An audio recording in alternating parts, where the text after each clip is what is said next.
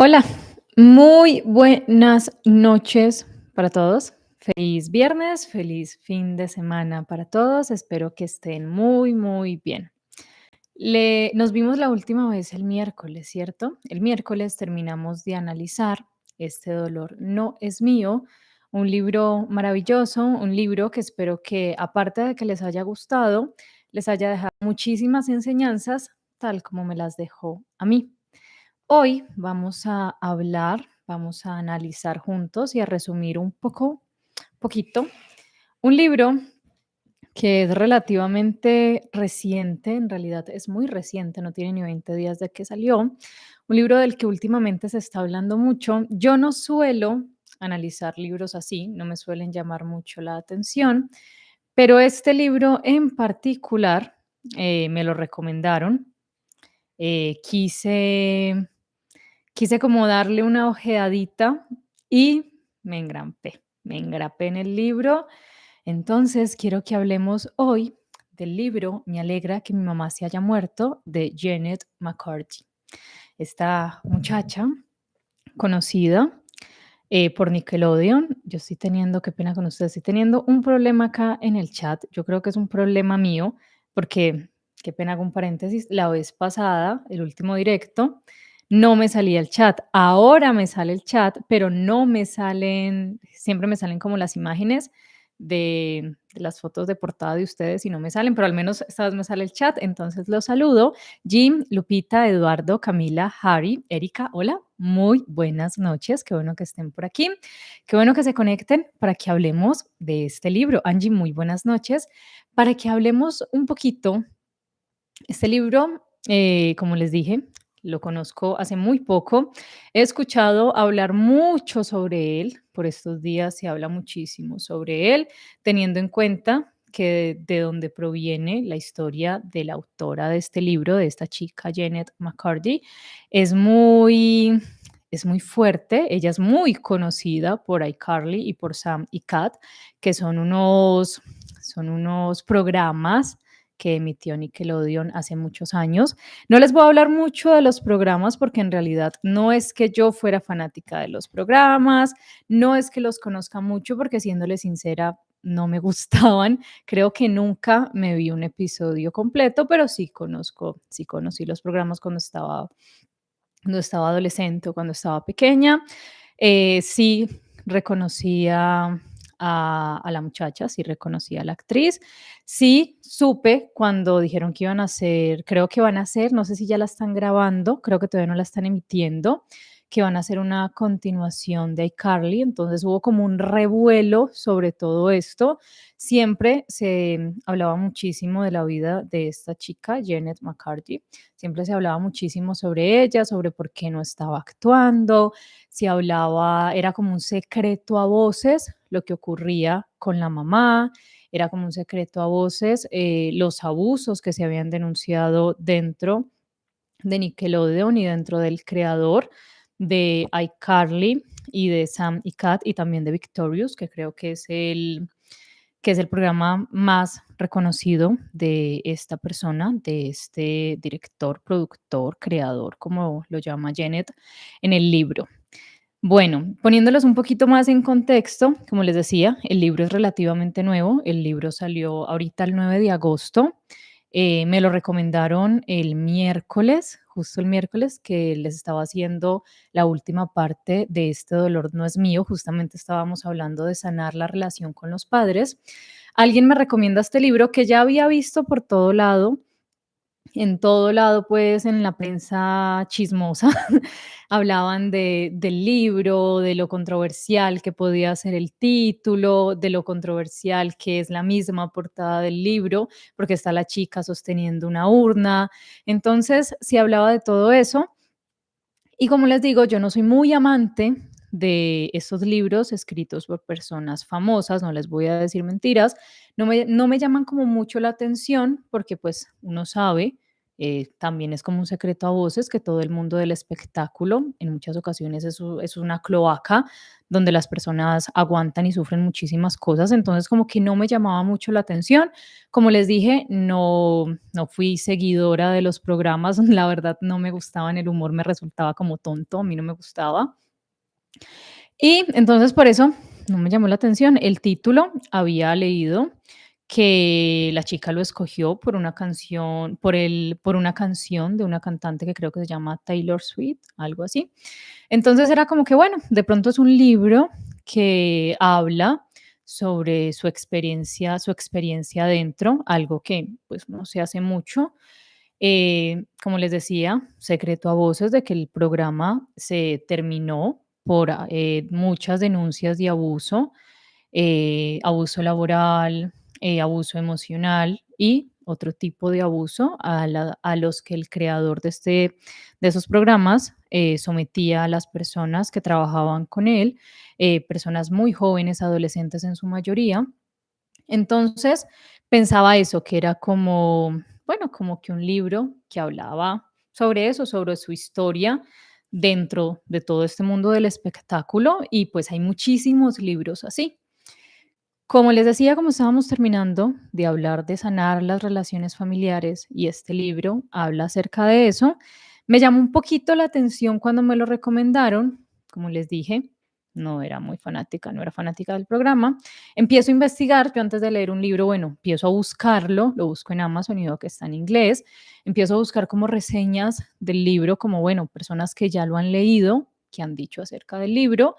Busco acá en YouTube videos acerca del libro y claro, me encuentro videos acerca del libro, pero veo que se enfocan muchísimo, se van, claro, al lado hablan del creador, de las denuncias que se han hecho contra él, hablan de la historia de esta chica dentro del programa, hablan de sus abusos y de todas esas cosas, pero bueno, se habla de que se sabía la situación con la mamá y todo eso, pero bueno, entonces el libro dice eso, hablan, claro, de lo que igual daba relevancia a los videos, que es hablar del programa, que es hablar de iCarly, que es hablar de Victorious, que es hablar de todo eso.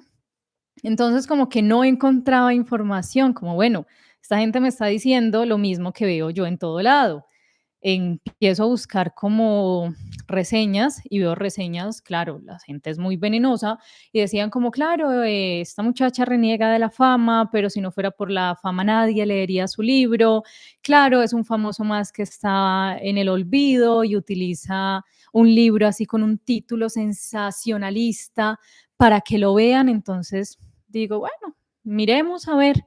El miércoles en la noche lo busco, lo encuentro, le doy como una ojeadita y les cuento que cuando simplemente con el prólogo, solamente el prólogo te atrapa, solamente el prólogo te produce un nudo en la garganta. Yo empecé a leer ese libro el miércoles en la noche, ayer lo leí casi hasta la mitad y hoy no fui capaz de pararme de la silla donde lo estaba leyendo.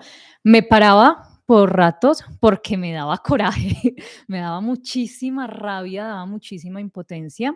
Y justo como les decía, como estábamos hablando de las constelaciones familiares, de sanar la relación con los padres, pienso que es momento que hablemos de este tema. Leí el libro, todo el libro, lo terminé hace aproximadamente una hora. Hace una hora terminé de leerlo y dije, bueno, voy a redactar para compartirlo, pero como les conté, mañana sábado no voy a estar por acá porque voy a ir a visitar a mis mascotas, entonces mañana no grabo. Dije hasta el domingo, pero el libro te atrapa tanto la historia como que te conmueve, te enoja tanto que dije, bueno, vamos a compartirlo porque esto hay que compartirlo. La verdad, todo lo que hay detrás de, o sea, todo lo que ves detrás de la historia de una persona famosa, de una persona reconocida, una persona que empezó a actuar tan joven, una persona que se habla de un sufrimiento, se habla de un abuso, pero cuando lees la historia contada por ella, todas las alertas, todas las alarmas de abuso emocional te dejan, wow. Entonces, si hablamos de sanar la relación con los padres, si hablamos de, en otro video, estuvimos hablando de las relaciones de los padres tóxicos, de los familiares tóxicos, creo que este libro, primero se los recomiendo muchísimo, se los recomiendo muchísimo. Es un libro que te atrapa. A mí no me gusta leer biografías, como les digo, no me gusta involucrarme con libros de famosos porque siento que todos cuentan las mismas historias, o que simplemente como que no me llaman la atención porque siento que no voy a aprender nada de esos libros. Pero en realidad, lo primero que les voy a decir es que les recomiendo ese libro. Desde el prólogo te deja un nudo en la garganta. Desde el prólogo tú quedas con un nudo que quieres decir: "Ah, Dios mío, esto, ¿qué le pasó a esta chica?". Shirley, muy buenas noches. El libro se llama Me alegra que mi madre haya muerto, de Janet McCarthy. McCarthy, creo que es McCarthy. Ya me han corregido por acá porque pronuncio algunos nombres mal. Como les he dicho, entiéndanme, yo soy un ser humano, yo no soy una máquina. Hablo mucho, entonces se me puede enredar la lengua y puedo pronunciar algo mal. Lo importante es que ustedes entiendan, yo me entiendo, nos entendemos, en fin. Entonces, ¿qué les parece si empezamos a hablar de este libro? Porque si no, yo me entiendo contándoles, pero les quería hacer todo este como contexto de que sepan por qué vamos a hablar hoy sobre este libro. Yo no suelo hablarles así como de biografías y libros así, pero este libro es importante que lo hablemos. Son temas que tocamos acá en Mentes Positivas, son temas a los que les hemos dedicado muchísimas horas acá en Mentes Positivas. Acabamos de salir de un libro que nos habla sobre la familia, ahora vamos a hablar sobre la historia de una...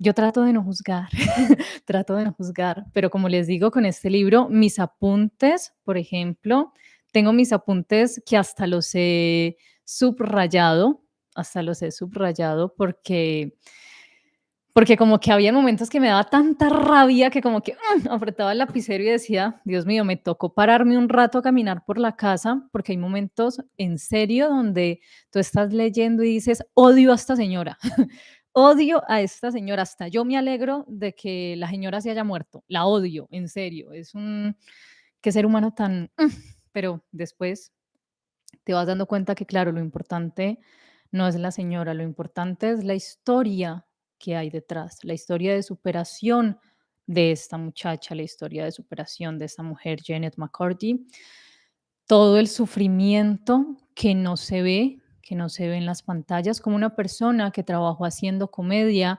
podía estar tan rota, podía estar tan triste, tan perdida, y eso no se notaba, seguía siendo un ídolo para niños y adolescentes, seguía saliendo en pancartas grandísimas sonriendo, pero por dentro había un espacio oscuro, resquebrajado, donde ni siquiera ella misma sabía quién era. Entonces, antes de contarles el prólogo, el prólogo es, como les digo, desde el prólogo te atrapa. El prólogo comienza por una escena de su mamá en una cama de hospital les dicen, perdón, los médicos que le quedan 48 horas de vida, entonces que sería bueno que la acompañaran y que se despidieran. Allí están los hermanos de Janet y está su padre. Sus hermanos empiezan a contarle a la madre como cosas que les están pasando con con su vida, los avances, lo que van a hacer, que se van a mudar, que van a cambiar de trabajo, que uno le va a pedir matrimonio a la novia y no hay ninguna reacción en ella. Entonces Janet dice, cuando se queda sola con ella, bueno, yo le voy a dar una noticia que yo sé que va a hacer que mamá abra los ojos y se levante inmediatamente, y lo hace emocionadísima y le cuenta que ha estado haciendo una dieta y que ha logrado bajar muchísimo peso. Entonces ahí te das cuenta que, bueno, detrás de eso hay una historia de que ya vamos a empezar por problemas alimenticios. El final del prólogo es el inicio de lo que me convenció de hacerles este resumen, permítanme. Y les voy a ir resumiendo partes, antes de que se me olvide, les voy a ir resumiendo partes, les voy a ir contando el libro a través de frases para que ustedes mismos se vayan armando como un contexto, una imagen de lo que habla el libro. Entonces, lo primero que les voy a leer son unas frases sacadas del libro para que ustedes se vayan armando como un contexto. La historia se las voy a ir contando así. El propósito de mi vida siempre ha sido hacer feliz a mamá. Si ella muere, entonces, ¿qué haré ahora? El propósito de la vida de esta niña era ser feliz a su mamá. En el momento en que plantea la idea de que mamá muera, todo se desdibuja en ella ya siendo una persona adulta. ¿Qué voy a hacer si mamá muere? Les voy a contar lo que más apunté acá fue la niñez de Janet, que fue lo que más me pareció como fuerte. Y les voy a hacer como un resumen, es un resumen, ¿no? ¿De qué nos habla este libro? ¿Qué nos cuenta este libro? Quédense con la primera frase, que esa frase lo engloba todo. Esa frase engloba todo de lo que trata este libro. El propósito de mi vida siempre ha sido hacer feliz a mamá. Si ella muere, entonces, ¿qué haré ahora? Este libro nos habla de una niña que solo quería ser una niña, que solo quería hacer feliz a su madre. Una madre manipuladora, inestable, narcisista, que se victimizaba y hundía a su familia en su propia basura. Literalmente, no estamos hablando solo de su basura psicológica, estamos hablando de que era una persona que era una acumuladora compulsiva, que en su casa no había espacio ni siquiera en las habitaciones. Entonces todos los hijos dormían en la sala en unas colchonetas que habían comprado porque todas las camas estaban llenas de papeles, envolturas de regalo y cosas que la señora seguía coleccionando. Les pongo en contexto de por qué la señora estaba en coma. La señora tenía cáncer, lo había superado, pero otra vez el cáncer había regresado. Entonces, primero había tenido un carcinoma que afectaba pues las mamas, entonces había perdido uno de sus senos a causa de eso, se había logrado recuperar, pero cuando les hablo de que se victimizaba es que utilizaba su enfermedad y utilizaba su recuperación como una herramienta, como un arma para doblegar a su familia, doblegar a su hija, para doblegar a las demás personas y para aparentar que era una persona buena, una persona que había superado algo muy difícil y que tenía una misión muy grande que cumplir en la vida y que por eso continuaba viviendo. La relación con el padre de Janet, vamos a hablar de la relación de la mamá y el papá, ahorita hablamos de él concretamente de la relación con sus hijos, era una relación demasiado que tú no te explicas a lo largo del libro cómo fue que que se sostenía, por qué seguía allí. Hay una parte del libro donde al final, ya siendo una adulta, Janet le pregunta: "Yo no entiendo por qué seguiste con mamá", y él mismo no supo qué responder. Una mujer sumamente agresiva, una mujer que aparte de todo lo que les cuento, maltrataba a su esposo, que sus hijos eran víctimas de esa violencia que ella ejercía sobre él. Entonces el hombre tenía 2 trabajos para sostener el hogar y pagar las cuentas de la casa y pagar el alquiler de la casa, que era de sus padres. Esta parte hay que tenerla pendiente y es importante. Pero esa mujer había dejado de trabajar, obviamente por su enfermedad, por estar al cuidado de los niños, pero como su esposo siempre estaba trabajando, ella era la que pasaba obviamente más tiempo con ellos. Y si por alguna razón él se demoraba en llegar al trabajo, llegaba un poco tarde, ella siempre lo maltrataba y lo trataba súper horrible por todo. Hay un episodio súper fuerte donde Janet ya está actuando y su padre llega tarde del trabajo y su madre se coloca histérica y saca un cuchillo de la cocina y lo amenaza estando Janet en medio. Si no estoy mal, si no recuerdo mal, Janet para ese entonces tenía 12 años, porque imagínense una niña de 12 años protagonizando, perdón, viendo, siendo espectadora de cómo su madre amenaza a su papá con un cuchillo simplemente porque éste llegó tarde y la mujer se enloquecía simplemente por eso y lo mandaba a dormir al carro. Entonces era habitual, ella cuenta que era habitual que la mamá golpeara las cosas porque peleaba con él, que lo juzgara por todo, que lo criticara porque no le gustaba, por ejemplo, que él cruzara las piernas para sentarse. Entonces le insinuaba constantemente a sus hijos que su padre probablemente tenía un amante y que probablemente ese amante era un hombre porque ella sospechaba que por su forma de sentarse, posiblemente él era gay.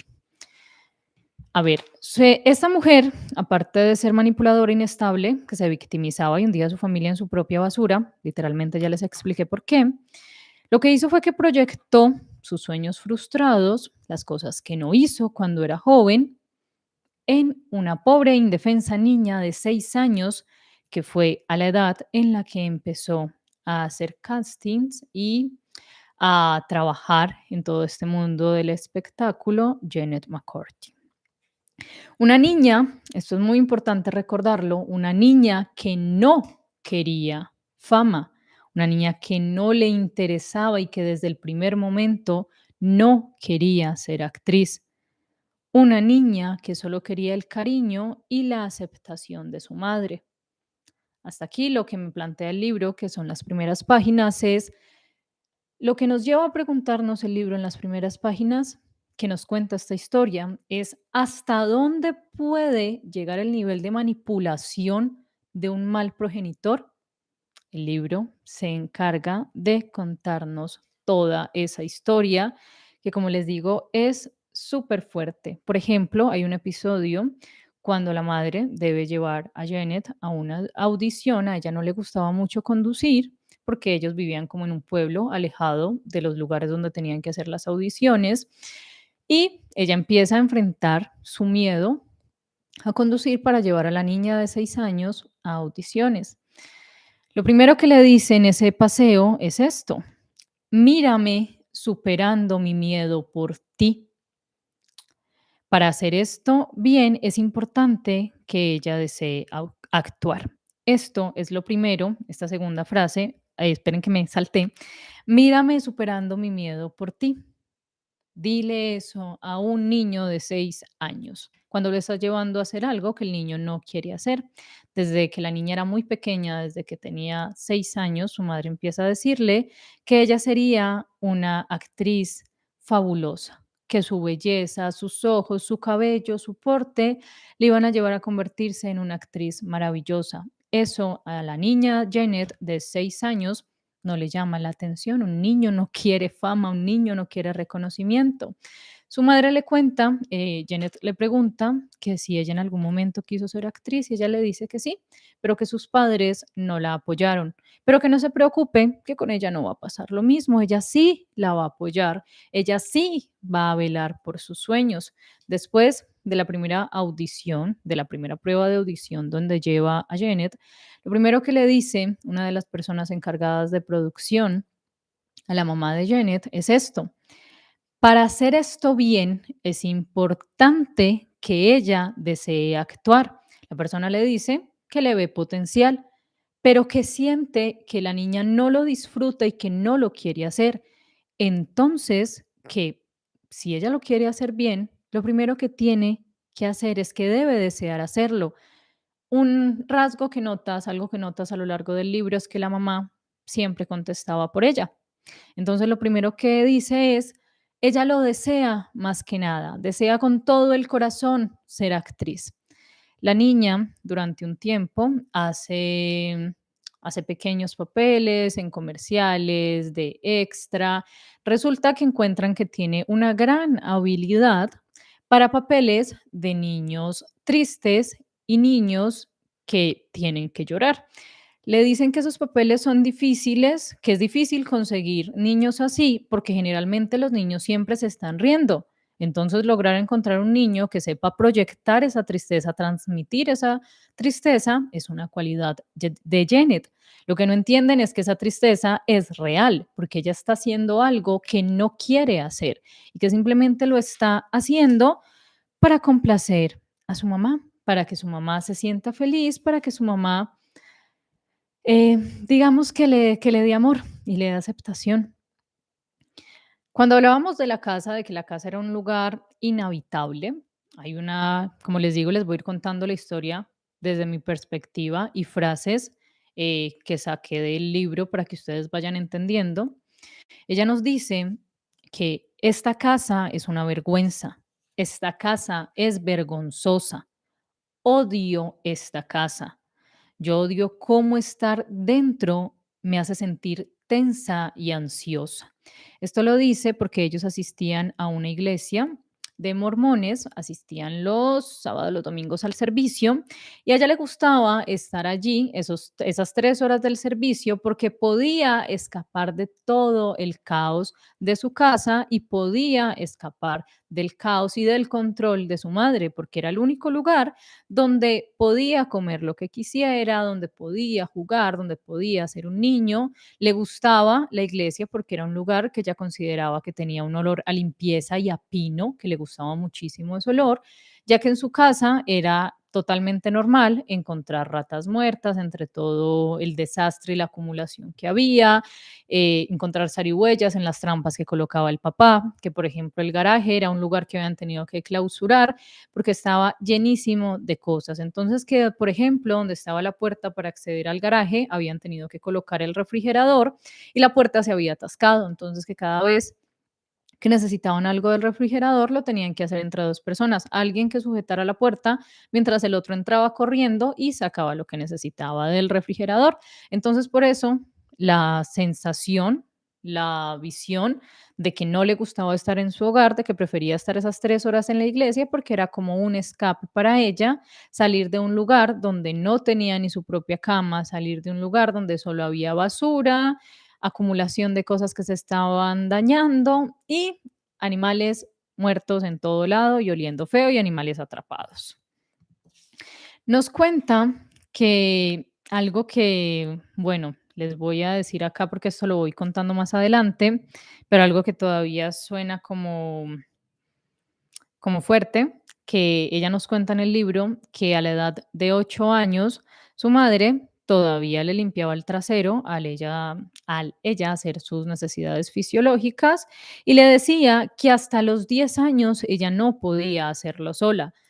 Aparte de este comportamiento, hay un comportamiento del que se hablaba muchísimo, que ese sí se habla muchísimo de todos los abusos que sufrió esta niña de parte de esta señora, y es que la señora la bañaba hasta que ella, en el libro, sigo el hilo de que la bañó hasta que ella tenía aproximadamente 16 años y no la dejaba bañarse sola. Ahorita vamos a llegar a la parte de lo de donde se habla del abuso físico, de cómo esta señora, exacto, Jim, con su hermano, que generalmente lo que hacía el hermano era que daba la espalda y dibujaba, como ella decía, que figuritas de Pokémon en el vidrio porque también le avergonzaba que los bañaran siendo ya unos adolescentes a los 16, si no estoy mal, el hermano tenía como 15 años, a los 16 y a los 15 años que te estén bañando con tu hermano, que no te dejen bañarte, entonces imagínense eso. Nos cuenta una historia después de una audición, donde ellas van a una audición para comedia, la madre insistía en meterla en cuanto a oportunidad de un papel veía, en cuanto comercial, en todo lado quería llevar a esta pobre niña.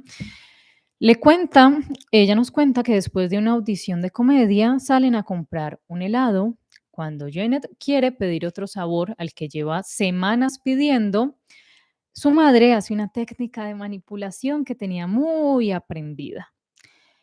La mamá la mira con cara de tristeza, con los ojos llenos de lágrimas, y le dice que por qué ya no quiere pedir el sabor de coco, que ella pensó que ese era su sabor favorito, que ella le gustaba ir a esa heladería para que se sentaran juntas a comerse su helado de coco. La niña quería un helado de cookies, pero la señora le hizo su showcito de manipulación a una niña de 8 años que obviamente se dio. Ella le dice que no pasa nada, que simplemente quería probar, pero que el helado de coco sigue siendo su helado favorito. Más chantaje emocional. Mientras Janet se está comiendo el helado, piensa, en secreto, estoy harta del sabor a coco, pero haré para que mamá piense que me encanta el helado de coco. Ahora vamos a hablar de La relación con el padre. Bueno, antes de eso, cuando les hablaba de esto de la audición de comedia, les cuento una parte de lo que sucede en la audición de comedia, porque a Janet no le gustaban especialmente estas audiciones, donde había que interpretar niños tristes y eso para ella era más fácil, porque en realidad ella siempre estaba triste y su mirada transmitía esa tristeza. Habla de: mi boca está seca, como siempre antes de las audiciones, y tengo ganas de orinar, aunque ya lo hice 4 veces. Creo que es por el Red Bull sin azúcar que mamá me hace beber antes de las audiciones de comedia, porque dice que de lo contrario no tengo energía para la comedia. Estamos hablando de una niña de 8 años que le daban Red Bull para que estuviera más enérgica y para que hiciera bien sus audiciones de comedia. Una niña de 8 años. Después de que Janet le va bien en esta audición, lo primero que piensa es: estoy tan feliz de que ella sea feliz, de que mi madre esté feliz por lo que yo estoy haciendo. Ahora vamos a hablar del padre. La relación con el padre era una relación minúscula. Este hombre estaba transparente, este hombre no existía. Todo el libro te la pasas preguntándote: ¿dónde está el padre? ¿Por qué esta señora hace esto? ¿Por qué hace aquello? ¿Por qué sigue haciendo esto? ¿Dónde está el padre? La relación con su padre era minúscula, un padre ausente emocionalmente, sumergido en sus dos trabajos, agobiado por la conducta de su esposa, invisible, poco afectivo, que no fomentaba un vínculo con su pequeña hija. Una mañana su madre le pide al papá de Janet que la lleve a su clase de baile y después a una clase de actuación. El recorrido lo hacen en bicicleta. Janet disfruta de este paseo. Por fin hace cosas de niño. Por fin se ríe y por fin se divierte. Después de la clase de baile, después de la clase de baile tenían que ir a la clase de actuación, pero al papá no se sabe si se le olvidó, Janet lo plantea más adelante, pero le dice que agarren sus bicicletas y se vayan para un centro comercial que hay cerca, porque ese día es día de pago, y que vayan a tomarse unos batidos. En medio de la felicidad que le produce a Janet pasar tiempo con su padre, recuerda que se les olvidó ir a la clase de actuación. Este pensamiento de la niña Janet nos lo dice todo. Me pregunto si papá lo sabe, si a propósito nos hizo tomar nuestras bicicletas y parar por batidos porque sabe que odio la clase de actuación. Quizá quiera ayudarme, tal vez quiera salvarme. Después de no ir a esa clase, cuando llegan al hogar, la señora los está esperando frenética en la puerta, agitando las llaves, diciéndole a él que es un inútil, que es un irresponsable, que no le importa el bienestar de su hija, pero que su hija tampoco tiene la culpa de tener un padre retardado. Lo que le dice textualmente es esto: supongo que ella no tiene que actuar así, ya que es su vida real. Una niña sabia con un padre retardado. Palabras que le dice la mamá de Janet al padre de Janet delante de ella, perdón, porque se le olvidó o tal vez simplemente, como lo dice ella, tal vez percibió y se dio cuenta que a la niña no le gustaba ir a esas clases y de alguna manera quiso salvarla y quiso alejarla de eso. Cuando nos habla de que la relación con el padre era minúscula, era casi no existía, cuenta, por ejemplo, de una vez de un cumpleaños de ella que decidieron hacerlo como en la piscina como en una piscina comunal, algo así. Y el padre llegó tarde, pero esa vez asistió porque casi nunca asistía a los cumpleaños de ella y le llevó una tarjeta. Ella se alegró muchísimo porque era un regalo de su papá que solía ser frío y distante. La tarjeta, primero, tenía el nombre de ella mal escrito y ella dice: bueno, es algo normal que las personas escriban mal mi nombre. Segundo, simplemente decía con amor papá y algo genérico: feliz cumpleaños, solo el nombre de la tarjeta y ya. Ella se siente feliz porque dice: bueno, al menos mi papá pensó en mí y me dio una tarjeta de cumpleaños, tuvo la iniciativa, pero ese día de regreso en el auto ve, escucha a su papá y a su madre hablando, cuando ella le dice, le pregunta si sí se acordó de comprar la tarjeta, entonces se da cuenta que todo es una iniciativa de su mamá. Él, él nunca tuvo esa iniciativa. Más adelante, por allá, al final entendemos por qué. Continuando con las audiciones y los pequeños papeles en comerciales y series, a la madre de Janet se le ocurre la genial idea, y cuando digo genial idea, lo estoy haciendo de una manera sarcástica, valga la aclaración, y esto que voy a decir también es sarcástico, de realzar la belleza natural de su pequeña hija de 8 años, tinturándole el cabello para que se le vean más reflejos dorados y se le enmarque más la cara, a pesar de que Janet era una niña de 8 años de cabello rubio. También tinturándole las pestañas porque según ella, al ser muy rubia, sus pestañas eran largas, eran bonitas, pero no se veían. Entonces ella le dice a la niña de 8 años, yo supongo que Dakota Fanning también lo hace, la niña rubiecita que ya no es una niña, pero que para ese tiempo era un boom en actuaciones de niño. Entonces, lo que le hace es que le coloca tinte en su cabello, le coloca tinte en sus pestañas y le dice a la niña de 8 años que sus dientes son grandiosos, pero que en realidad deberían de ser más blancos, porque ¿quién quiere un niño estrella con los dientes grandes y amarillos? Entonces empieza a colocarle como unas cintas blanqueadoras para que estos se vean más blancos. Lo primero que nos cuenta Janet es que estas cintas le ardían, que si de pronto la cinta subía hacia su encía, el dolor era insoportable.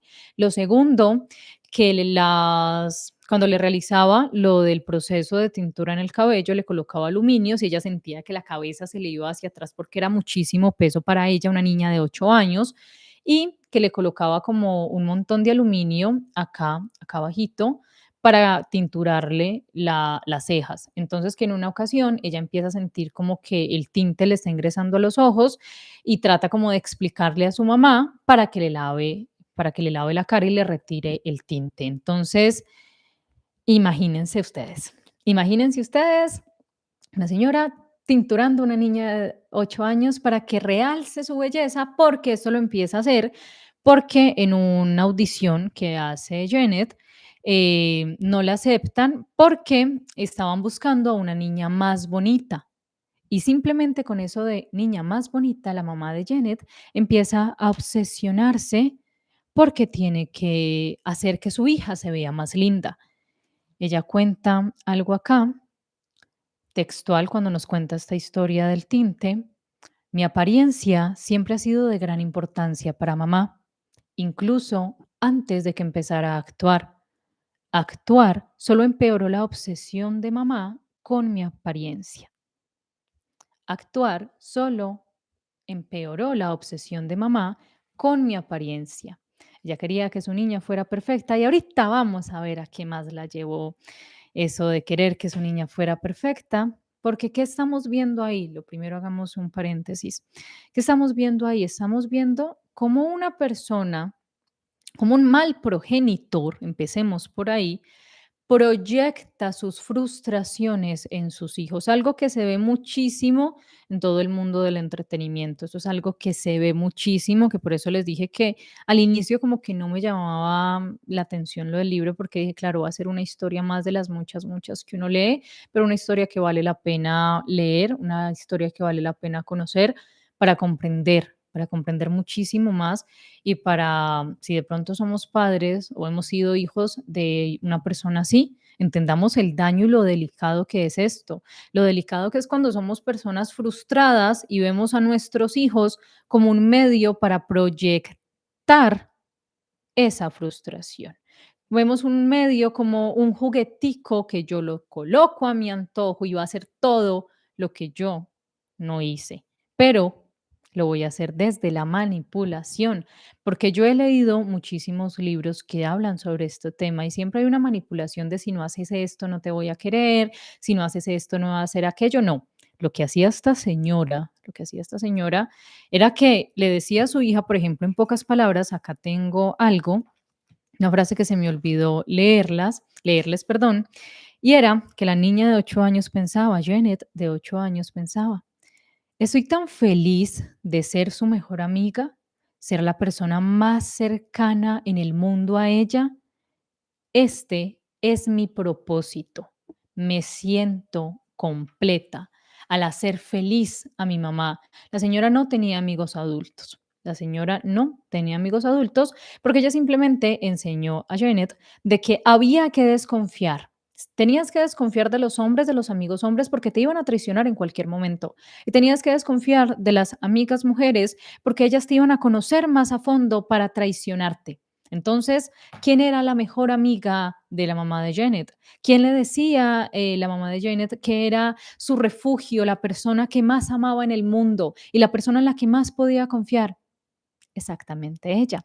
También otra cosa que hacía, habíamos hablado de en el otro libro, Este dolor no es mío, hablábamos de cómo los padres tendían en ocasiones a decir, claro, este es mi hijo favorito, este es mi hijo no favorito. Ella lo que hacía era que frente a sus tres hermanos les decía que ella era su hija favorita y tenía un hijo que no era el favorito y que se lo había hecho saber al niño directamente que ella no lo veía como su hijo favorito porque era un hijo que comía demasiado, pero eso lo vamos a tocar ahorita. Bueno, esperen que ustedes me conocen, yo me meto en la historia y se me olvida, perdón, que estaba leyendo. Estábamos hablando de las audiciones, ¿cierto? Vengan, yo subrayo esto por acá, que esto ya lo leímos.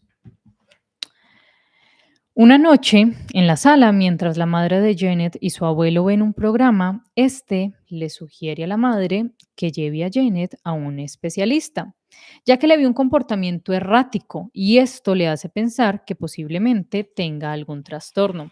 El abuelo de Janet le sugiere a la madre de la misma, de esta, que busque un especialista porque le parece que Janet tiene síntomas de un TOC, de un trastorno obsesivo compulsivo, ya que le había haciendo rutinas muy raras, unas rutinas erráticas que tenía, que por ejemplo al entrar al baño daba 5 vueltas, cerraba la puerta 5 veces, pero ella decía que a los 8 años empezó a sentir una vocecita que le hablaba y como sus padres eran mormones, le habían dicho, perdón, que a los 8 años empezaba a hablarte el Espíritu Santo. Entonces ella pensaba que era el Espíritu Santo y en medio de una audición, antes de ingresar a una audición, que estaba súper nerviosa por hacer esa audición, empieza una vocecita a decirle, te vas a ganar ese papel, pero ve al baño, da 5 vueltas, toca la marquillita de tu ropa interior 5 veces, después abre la puerta 5 veces, da 5 vueltas y ella salió corriendo para el baño a hacer eso, su mamá la acompañó y ella le dijo que le había hablado el Espíritu Santo, esperando que su mamá se pusiera feliz porque le había hablado el Espíritu Santo y eso era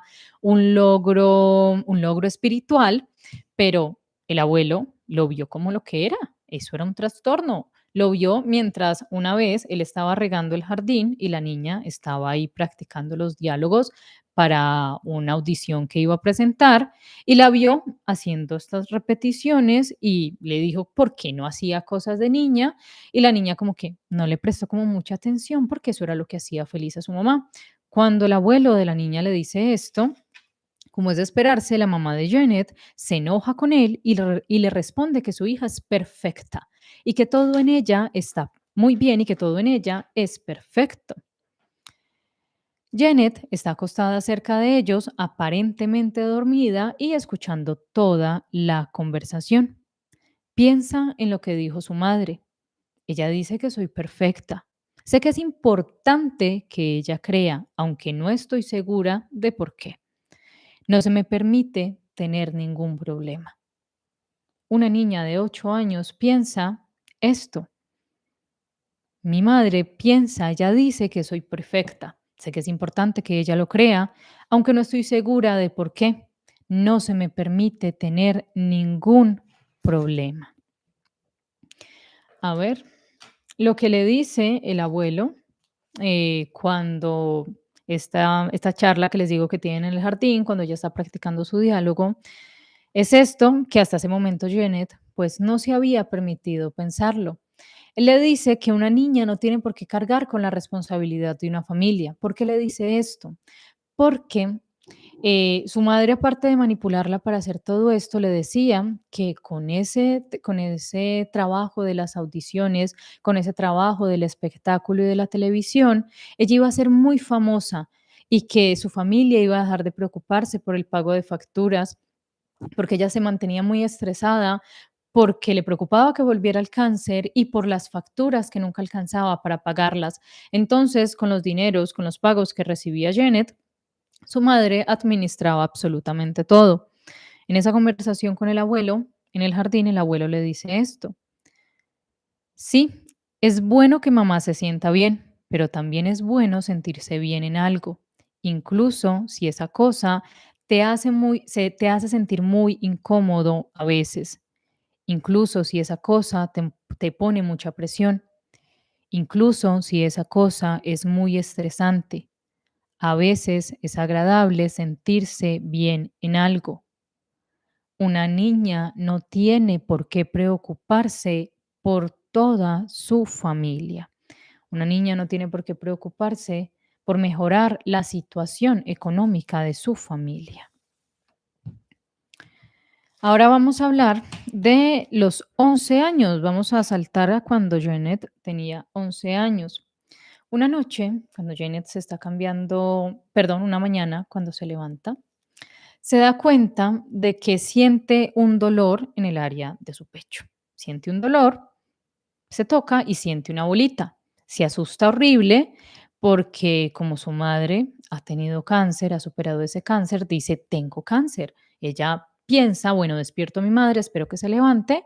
Ella siempre levantaba a su madre con un té, del susto no se aguanta y va y levanta a su madre y le dice, mamá, tengo cáncer. Entonces la mamá pregunta por qué, ella le dice que porque se ha sentido una bolita en esta área. La mamá lo que hace es que le toca y le dice: "No, simplemente estás creciendo, te va a crecer, te van a crecer los senos, te vas a convertir en una mujer", y lo hace con una tristeza, le dice eso con una tristeza. Ella cuenta que con lágrimas en los ojos, y eso para Janet es malísimo, porque si se convierte en mujer y ella audiciona para papeles de niño, porque ella de niños pequeños, porque ella se ve de menor edad, aparenta menos edad en ese tiempo de lo que en realidad tenía, entonces va a perder los papeles. Su mamá no va a ser feliz porque ella no va a conseguir papeles. Su mamá se va a colocar triste. Entonces se desespera y le dice, mamá, yo, ¿cómo hago para dejar de crecer? ¿Cómo hago para no seguir creciendo? Porque lo voy a arruinar todo si sigo creciendo. Y ahí está la salvadora mamá que se preocupa por su hija y que solo quiere que su hija sea feliz. Entiéndase bien que esto es sarcasmo, ¿no? Y le dice, si en realidad quieres dejar de crecer, si en realidad tú quieres hacer eso por tu carrera, yo te voy a ayudar. Y adivinen lo que hace esta señora. Empuja a su hija a un trastorno alimenticio solo para frenar su crecimiento y así poder conseguir más papeles de niña, controlar su peso, sus comidas y negarlo frente a los demás cuando se empieza a ser muy evidente. Lo primero es que empieza a decirle que entonces van a empezar a controlar su peso. La niña se pesaba 5 veces al día, la pesaban 5 veces al día.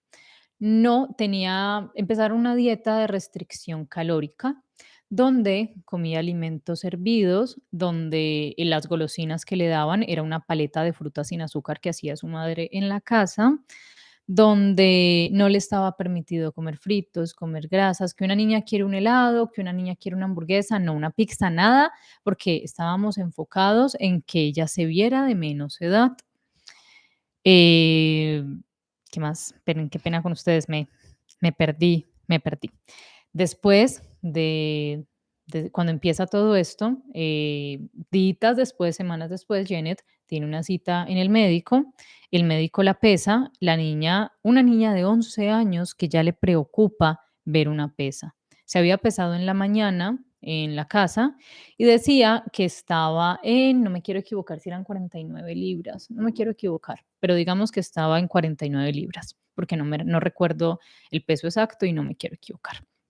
Digamos que, por ejemplo, estaba en 49 libras en la mañana cuando se pesó y cuando la pesó el médico se dio cuenta que estaba en 59, 10 libras más.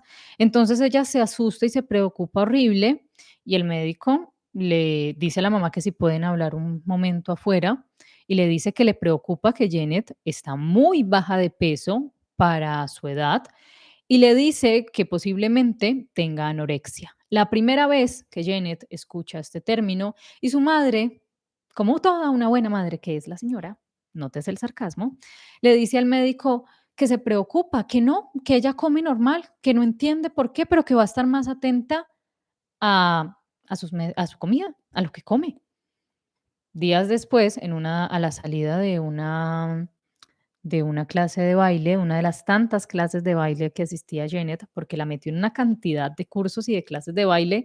Por ejemplo, cuenta que la metió en una clase de baile, de un baile en específico que no recuerdo cuál es, porque no quedó en un papel en una audición donde ella no podía saltar. Entonces, por eso la metió en una clase donde le enseñaran a saltar, que era esta clase, y me acordé de una clase de ballet, que a la salida de su clase de ballet, ella siempre tenía que esperar a la mamá en el estacionamiento porque ella se demoraba 30, 40 minutos más que las otras mamás en llegar. Después de que se acababa la clase, ella se demoraba casi una hora en llegar, de 30 a 40 minutos en llegar, entonces ya sabía, y la niña de 11 años piensa, no, es que mi mamá tiene muchas cosas que hacer, ella con todo lo que tiene que hacer, las preocupaciones de estar llamando a agentes, de estar concretando citas, es normal que se demore. La madre de otra de sus compañeras sigue ahí en el carro y a Janet le parece extraño que no se haya ido.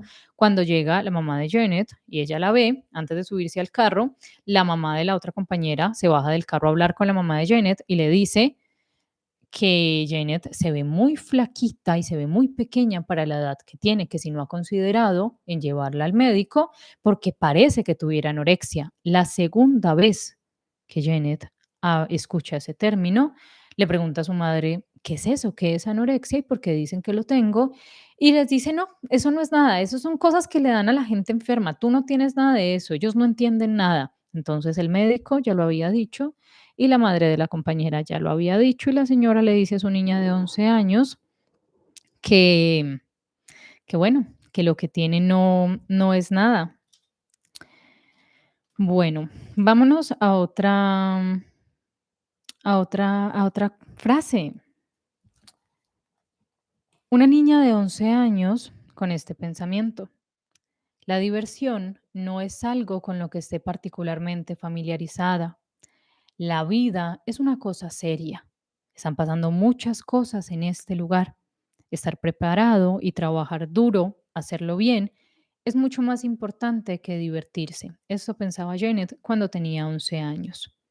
Como les contaba, la madre no dejaba que ella se bañara sola.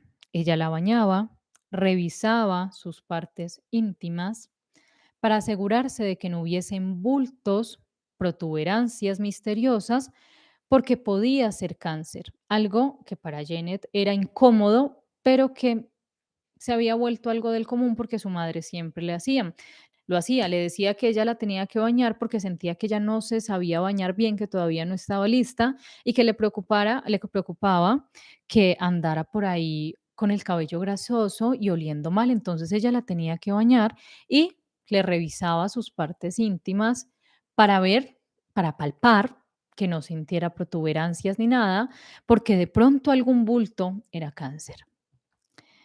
Janet tiene este pensamiento durante uno de esos baños incómodos. Nótese bien que ya tenía 16 años. Me doy cuenta que es la primera vez que siento mi cuerpo desde que comenzó el examen. Ella generalmente lo que hacía cuando su madre le hacía estos exámenes, ella se imaginaba, pensaba en otras cosas, pensaba que estaba en Disneyland, pensaba que estaba haciendo algo más. Pero esa vez no se pudo desconectar. Se da cuenta que es la primera vez que siento mi cuerpo desde que comenzó el examen. Es raro. Cuando están pasando los exámenes, me siento como si estuviera fuera de mí misma, como si mi cuerpo fuera un caparazón del que estoy desconectado y vivo completamente en mis pensamientos. Imagínense, imagínense ustedes, por donde se mire suena perturbador, por donde se mire esta parte, como les digo, en esta parte recuerdo que paré, me doy cuenta por la escritura, porque enfaticé más con el lapicero, ¿Cómo te debes de sentir de degradado un adolescente? Cuando somos 16 años somos adolescentes, ya conocemos nuestro cuerpo y nuestro cuerpo empieza a tener cambios y es incómodo hasta que, o sea, a mí me incomodaba que mi mamá me viera en el short de pijama, a mí no me gustaba, no me gustaba. O sea, que mi mamá entrara cuando yo me estaba cambiando, a mí me parecía sumamente incómodo. Imagínese esta niña de 16 años que su mamá la bañaba, que su mamá le tocaba sus partes íntimas para buscar protuberancias, que le tenía que bañar bien el cabello porque le decía que ella no era capaz, cómo la incapacitaba, cómo la manipulaba. Y en todas estas cosas a mí me daba muchísimo coraje, como les dije, por eso como por ratos interrumpí el libro porque me daba rabia. Y uno se decía, ¿dónde está el papá? ¿Dónde está esta mujer? Procreó esos hijos sola. ¿Dónde está el papá? Invisible. Un hombre minúsculo e invisible que permitía que su esposa cometiera toda clase de atropellos contra sus hijos, que los manipulara de la manera en que se le diera la gana, que construyera la historia de la vida de su pobre niña desde los 6 años, y él simplemente era una figura de cartón, él no existía. Él existía para pagar las cuentas, pero no existía para dar nada, para dar una opinión, para cuestionar los métodos de crianza de su esposa, para separarse, para hacer algo. No, esta niña estaba totalmente sola en una cárcel que ni siquiera, lo más triste es que tú vas leyendo todo el relato y es muy triste porque, o sea, Janet en el libro te cuenta cómo, o sea, tú vas creciendo con ella. Tú llegas a su niñez, vas viendo cómo se va convirtiendo en una adolescente, en una jovencita, ves cómo empieza su edad adulta, te cuenta toda, tú vas creciendo con ella y te vas involucrando. Por eso les digo que el libro me pareció eh, me pareció maravilloso porque te mete en el cuento, te mete en la historia. Yo no soy muy fanática de estos libros así, pero en realidad es un libro que vale la pena también leer porque te involucra, te deja ahí, creces con ella, sientes su dolor, sientes su impotencia, sientes la rabia, sientes el abandono, sientes, como les digo, el padre invisible. Ves el padre invisible y dices, ¿dónde está? Es que ¿dónde estaba cuando esta mujer metía a 2 niños adolescentes en una ducha a bañarlos juntos? Claro, la maldad obviamente está en los ojos de quien la mira, pero la intimidad que debe de tener un adolescente con su cuerpo ha cambiado. Uno que tiene hermanos, no, o sea, yo pienso que casi todos los que, bueno, y hay algunos que hay hijos que son hijos únicos, pero, o sea, cuando yo tenía 12 años, 13, 16 años, bañándome con uno de mis hermanos, por Dios santo, o sea, no, no, y que mi mamá me bañe, me toque mis partes, me lave. Una cosa obviamente si uno dice, uno que tiene, mi mamá tiene pues sus años y uno sabe que a veces los papeles se voltean. En ocasiones mi mamá cuando en febrero, que yo les conté a ustedes que ella sufrió un infarto, yo la estuve cuidando en la clínica y claro, me tocaba bañarla, me tocaba estregarla, pero son cosas diferentes. A veces uno está enfermo y claro, estás en cama y tu mamá te baña porque te conoce y porque hay la confianza. Pero a los 16 años que tú no te puedas limpiar el trasero solo, que tú no te puedas bañar solo, imagínense cómo degrada la imagen que tienes de ti mismo. Imagínense cómo es que esta muchacha, cómo es que esta niña, ¿cómo no va a construir toda su mundo y toda su idea y todo su lugar seguro alrededor de su madre si su madre le dice, yo soy un lugar especial, yo soy la única persona que te quiere, yo soy la única persona que me preocupo? Ella cuenta como con cada papel que ella lograba ganar, lo único a lo que estaba atenta era la reacción de su madre. Hay momentos donde ella dice que solo lo hace por porque su mamá sea feliz, que hay un momento, discúlpenme, no recuerdo después de qué audición, les mentiría si les digo de qué audición es, que ella le dice a la mamá que no quiere actuar, que no le gusta, y la mamá va manejando y empieza a golpear el volante y empieza a colocarse súper frenética, a respirar súper duro, y ella le dice: "Yo sé que te encanta, solo estás estresada". y ella vuelve y le dice: "No, lo odio, odio actuar, no me gusta". Y la señora frena el coche de golpe, se voltea a mirarla y ella dice que con la cara, con los ojos llenos de lágrimas y una mirada de decepción, que ella dice: "No, solo estoy bromeando, sí, sí me gusta actuar". Y la señora lo que hace, lo que cuenta ella, es que se voltea y le dice: "Okey, estamos muy bien", y coloca música y se pone a cantar. Uno encuentra todo un poco de patologías ahí que, mejor dicho, no, en fin, sigamos.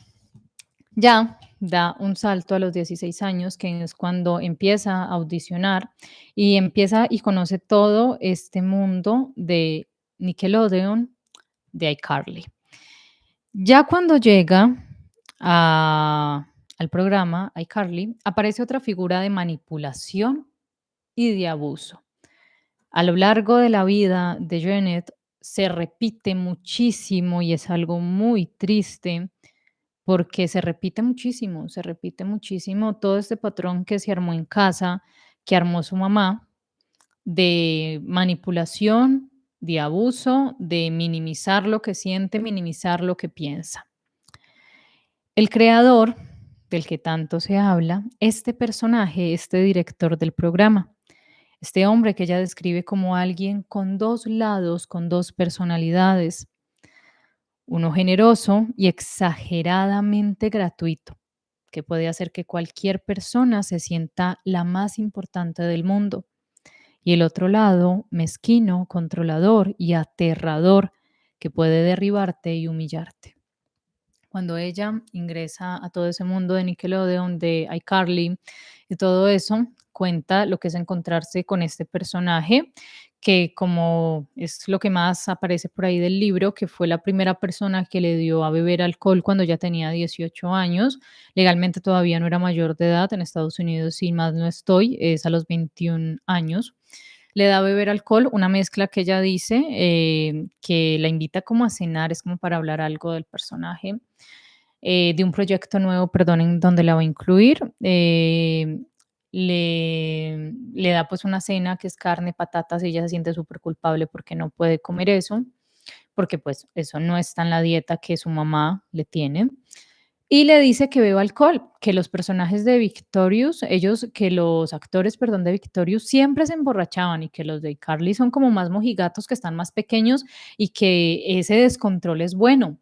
Entonces ella simplemente por miedo a no complacerlo, porque ella ya tiene este chip de que si quiero que la gente me vea bien, tengo que hacer lo que las personas quieran, tengo que complacer a los demás para que mamá no se sienta mal y para que los demás no me vayan a rechazar, y porque donde llegue a perder este empleo, donde llegue a perder esa oportunidad, mamá se va a sentir devastada. Dice que es como una mezcla de un café amargo que sabe a licor, que le sabe horrible, que ella le dice al creador que sí, que le sabe bien, y le dice que le diga la verdad y le dice que sí, que está horrible. También cuenta de un momento, se puede concebir, eso es un abuso, donde ella se eriza por algo que él le dice, se siente mal, se siente apenada, y le dice que si tiene frío, y le coloca su chaqueta y empieza a masajearle el cuello, y le dice que está muy tensa, y le sigue masajeando el cuello, y ella solo piensa que sí estaba tensa, pero que no quería que fuese el creador quien la relajara y quien le diera un masaje. Se sentía supremamente incómoda. Y tal como lo dice Fernando, cuando somos adultos entendemos que eso son técnicas de seducción con un adolescente y una persona bien mayor.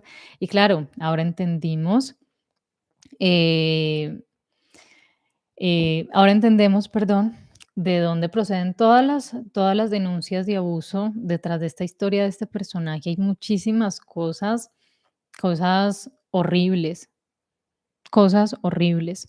Angie, te respondo antes de seguir. En realidad, en el libro no se habla de dónde se derivan todos esos comportamientos extraños de su madre, no se habla la verdad de la crisis, de la crianza, perdón, de ella. Se habla muchísimo de cómo la señora utilizaba el cáncer como una herramienta para dar lástima, cómo la utilizaba, cómo hasta con desconocidos, con todo el mundo, ella ya se había hasta aprendido el nombre del cáncer al que había sobrevivido la mamá, porque ella lo utilizaba para inspirar lástima en todo el mundo, para aparcar el coche en partes que no podía, para que la dejaran ingresar a partes a camerinos donde no podía estar porque solo podía ingresar Janet.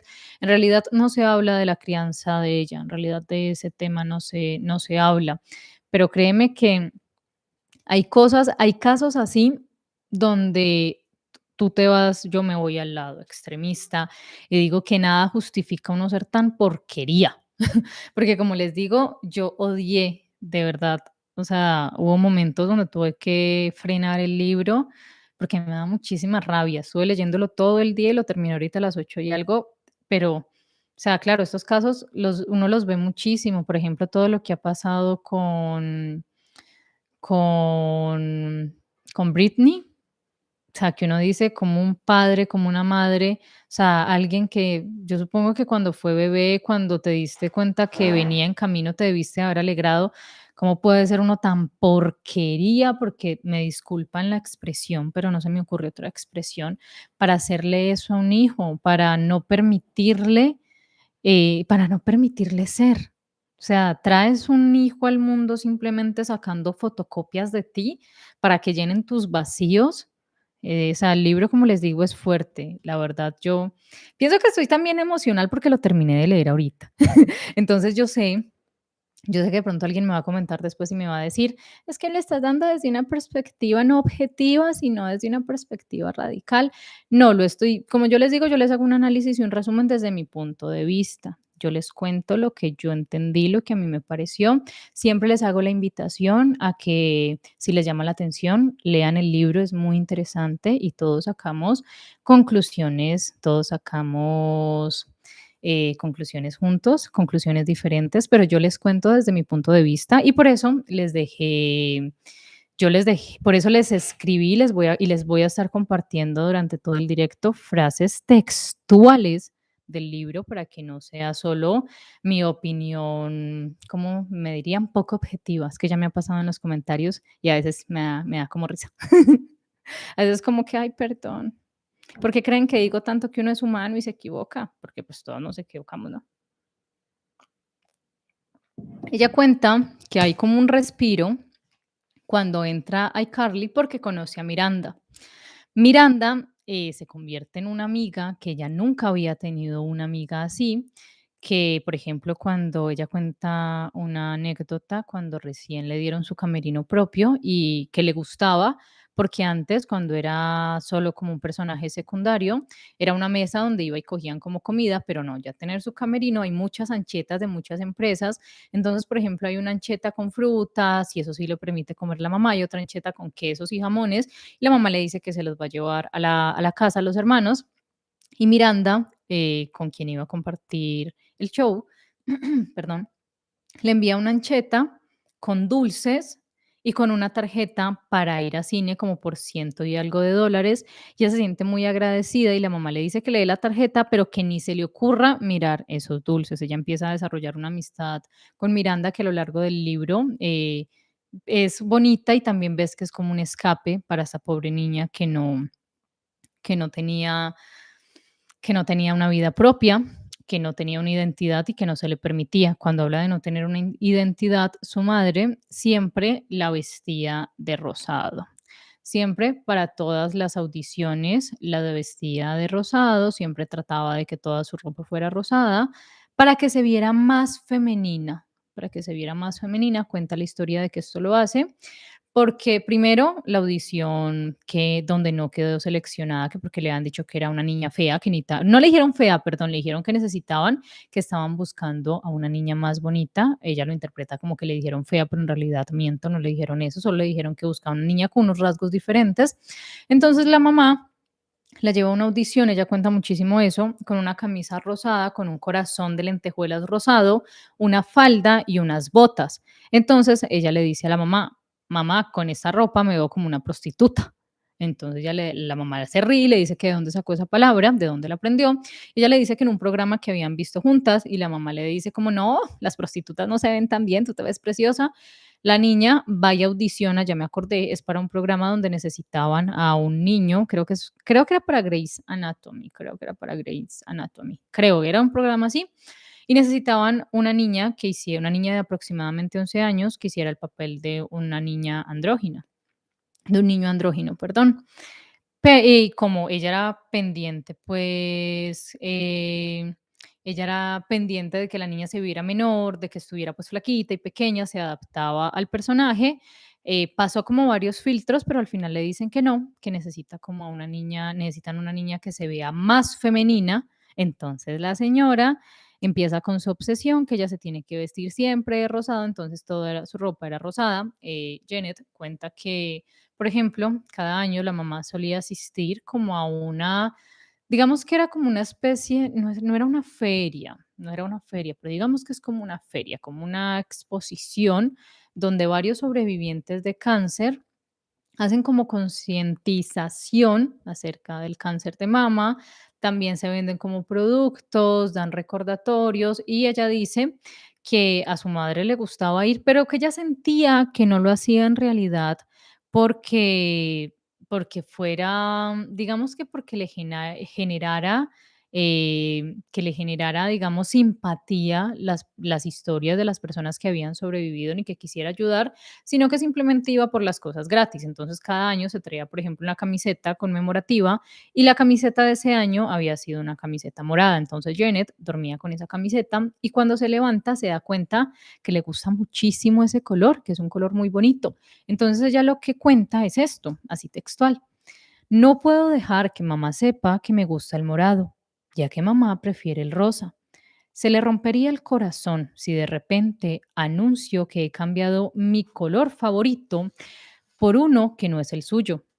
Es un honor que mamá se preocupe tanto por mí, que algo como que yo tenga mi propio color favorito la devastaría. Esto es amor verdadero.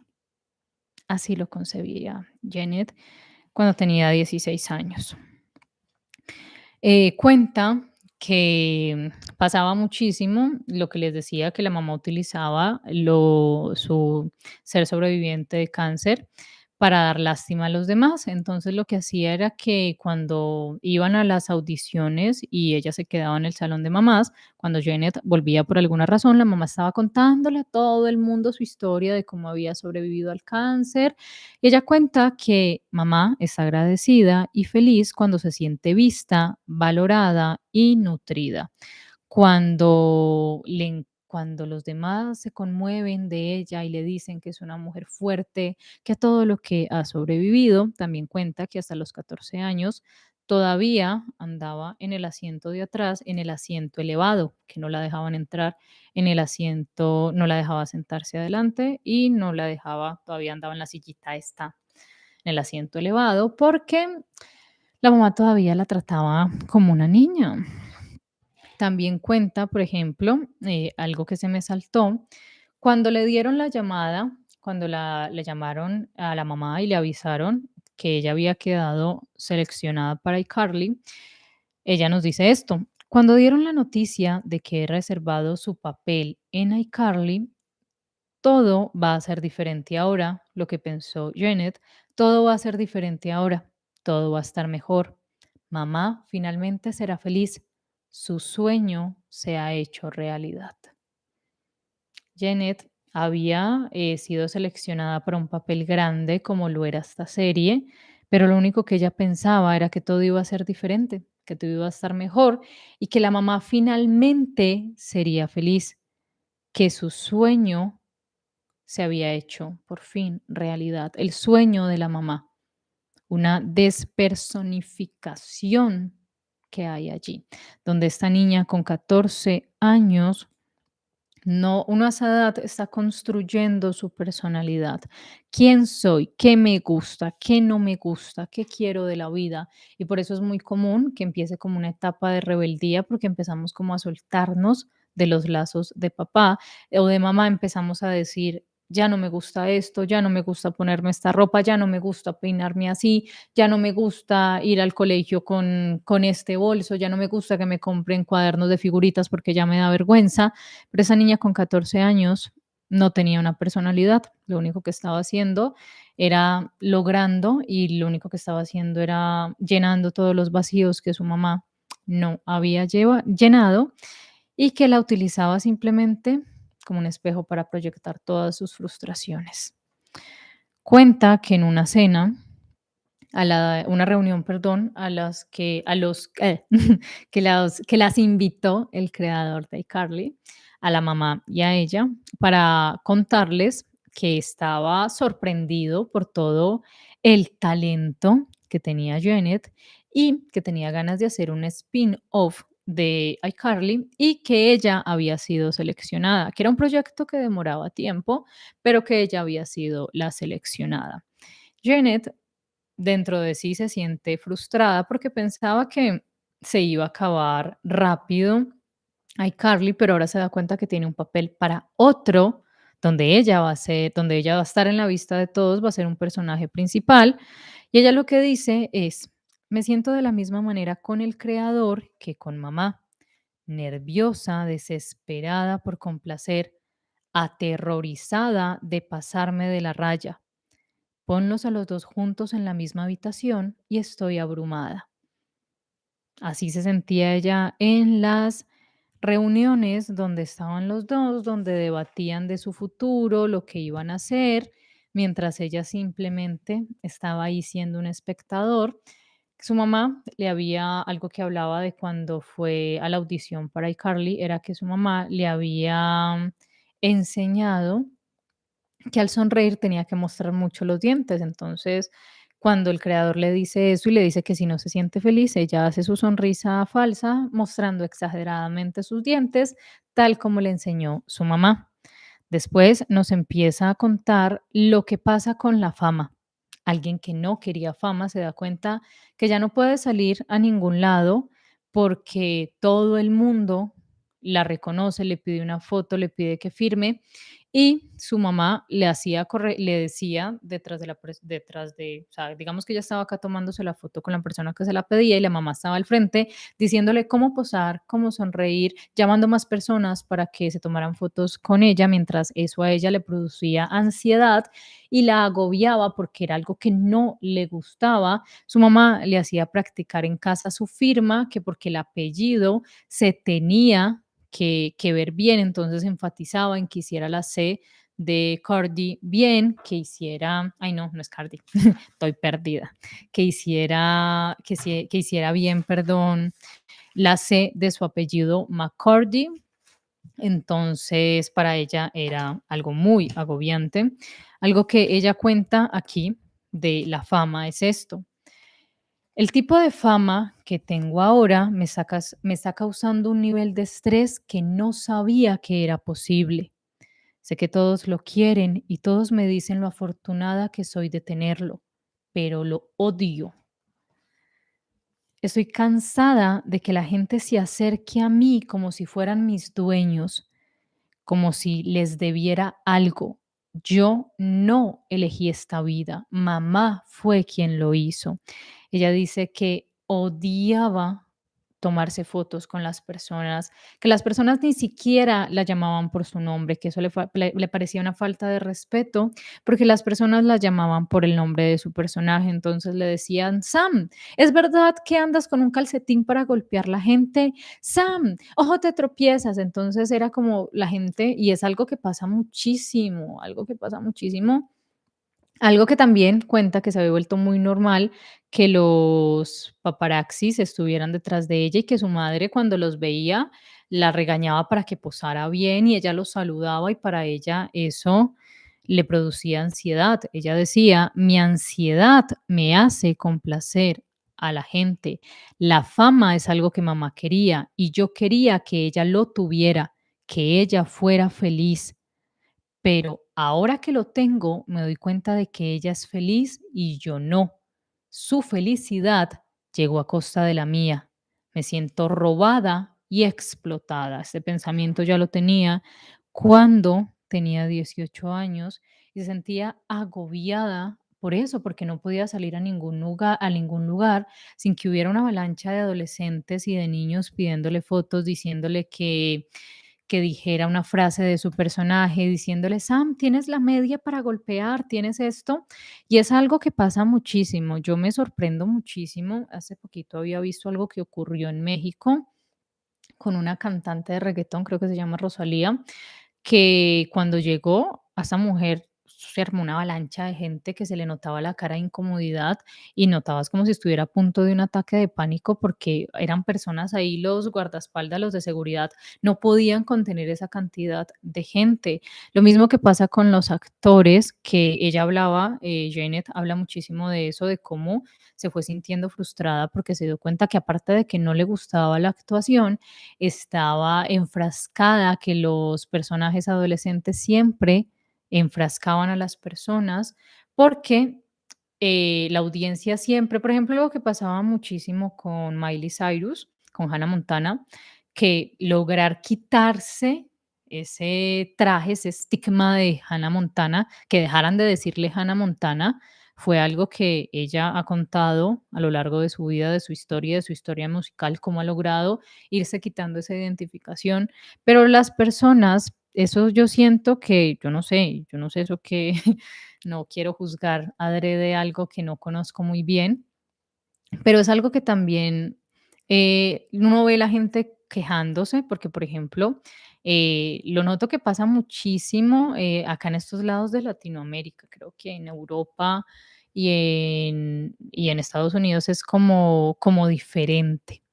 Pero, por ejemplo, aquí abajo en América Latina pasa muchísimo, en Suramérica, que con los influencers pasa mucho que las personas acá en Colombia pasa mucho, no voy a hablar, por ejemplo, de México porque no he visto esos casos en México, pero acá en Colombia pasa muchísimo, acá hay muchísimos influenciadores, pongo entre comillas, porque no me parece que deberían de llamarse así, creadores de contenido, gente que hace contenido y ya. Pero las personas tienden a endiosar a una persona que está detrás de una pantalla. Entonces la ven en una pantalla de cine o ahora con las redes sociales que cualquier persona se hace famosa y entonces tiene millones de reproducciones, pero la persona, por ejemplo, ya no puede salir a la calle. Yo recuerdo muchísimo de dos mal influenciadores, digamos los creadores de contenido, es que a mí esa palabra me incomoda.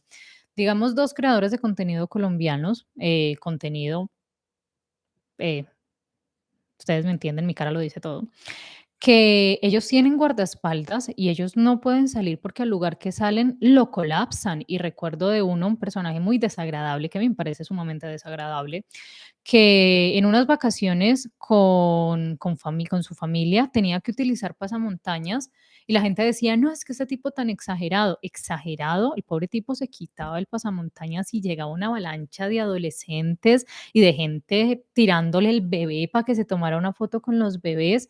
Entonces, eso también es un problema que pienso que a veces las personas no saben separar el personaje de la persona. Y que si bien obviamente es algo que le dicen muchísimo a estas personas de, bueno, entonces no busque la fama si no es capaz de cargar con ella, creo que también hay una conciencia en la sociedad, que acá lo dice Janet, que es muy cierto, y es, estoy cansada de que la gente se acerque a mí como si fueran mis dueños, como si yo les debiera algo. Esta parte es algo que tú escuchas muchísimo diciendo a muchos actores, muchísimas personas que se retiran de todo el mundo, de todo el foco público, porque las personas, y uno lo ve, por ejemplo, lo que les digo que pasa con algunos creadores de contenido colombiano que son muy reconocidos, que son muy famosos, que esta gente no puede salir y que la gente en los comentarios cuando ellos salen en un video diciendo, miren, es que yo simplemente quería ir a comer y se me fue una avalancha de personas encima pidiéndome una foto, pidiéndome un autógrafo y yo simplemente quería comer, permítanme. La gente decía, ay, no, es que este es un desagradecido, es que este no ve que entonces para qué busca fama, para qué coloca una, para qué se pone a exponerse entonces si no quiere fama. Le gusta la fama ahí en el dinero que le pagan por esa fama, llámese actor, llámese creador de contenido, pero no le gusta que lo sigan, no le gusta que la gente quiera tomarse fotos con él, entonces ¿para qué es famoso? Y yo me pregunto, acá en mi ignorancia, ¿Ustedes por qué tienen que estar persiguiendo a un pobre ser humano que el reconocimiento es que salió en una película, es un futbolista famoso? Yo no sé, yo pienso que eso es como una concepción personal y todo es personal y obviamente yo respeto muchísimo eso, pero yo me pregunto, ¿qué te agrega? ¿Qué te da? Acá en Colombia hacen, siguen haciendo, cada año en la ciudad de Medellín hacen muchísimas ferias de emprendimiento, ¿cierto? Hay una feria que se llama Expo Belleza. En esa feria lo que hacen es que emprendedores, pequeños y grandes emprendedores, más que todo son pequeños emprendedores, van y muestran, exhiben sus productos, por ejemplo, productos que son para el cabello, para la cara, métodos, cosméticos, ropa, cosas así. Entonces muchas personas, muchos inversionistas van a conocer y de ahí han salido grandes empresas porque hay inversionistas que se interesan en un emprendimiento, personas que no conocen el emprendimiento y van y compran porque hay ofertas. Pero este año, por ejemplo, esa feria que yo siempre como que veía las actualizaciones y cosas así como en internet porque me llamaba la atención, porque conocía como muchos productos nuevos que no sabía, entonces decía, ve, una marca sacó algo bueno para la cara, o mira, esa marca yo he comprado pero no sabía que le pertenecía a esa persona, o esa marca después ves que está en una revista porque tuvo crecimiento, porque un inversionista se interesó en ella. Este año fue un circo total y que uno dice por qué los organizadores de un evento, de una feria de emprendimiento seria, y fue muy triste porque veías que personas que tener un stand allá es algo carísimo, que ahorraron muchísimo, les desbarataron sus stands de trabajo porque invitaron muchísimos influencers y claro, la gente decía que eso era una forma de aumentar ventas, pero la gente iba y compraba cualquier cosita por una foto y se abarrotó y dañaron muchísimos stands de muchísimas personas y dañaron la feria, porque un inversionista, una persona que sepa, que tenga, perdón, ganas de ir a conocer un emprendimiento para invertir, pues, ¿qué se iba a meter a eso? Eso parecía, yo no sé, una feria de pollos. Eso era gente gritando. Hubo un momento que una persona, un influenciador, se puso a tirar dinero, una cosa asquerosa. Entonces uno dice, ¿por qué la gente? Y hablaban muchísimo de eso. Eso fue una discusión que hubo mucho en redes, ¿por qué las personas se degradan así? O sea, te gusta el trabajo de la persona, te gusta el contenido que crea, te gusta cómo actúa, te gusta cómo juega, pero ¿por qué degradarse? Hay gente que se arrastra por el piso, gente que se obsesiona con un personaje y le hacen daño y tratan mal al actor por un personaje que no les gustó y uno se dice, venga, prestante, ¿qué tiene en la cabeza? O sea, no tienes una vida propia que te genere estrés, preocupaciones, como para estar persiguiendo a alguien que simplemente está detrás de una pantalla. En realidad, estar detrás de una pantalla no es, o sea, no es nada.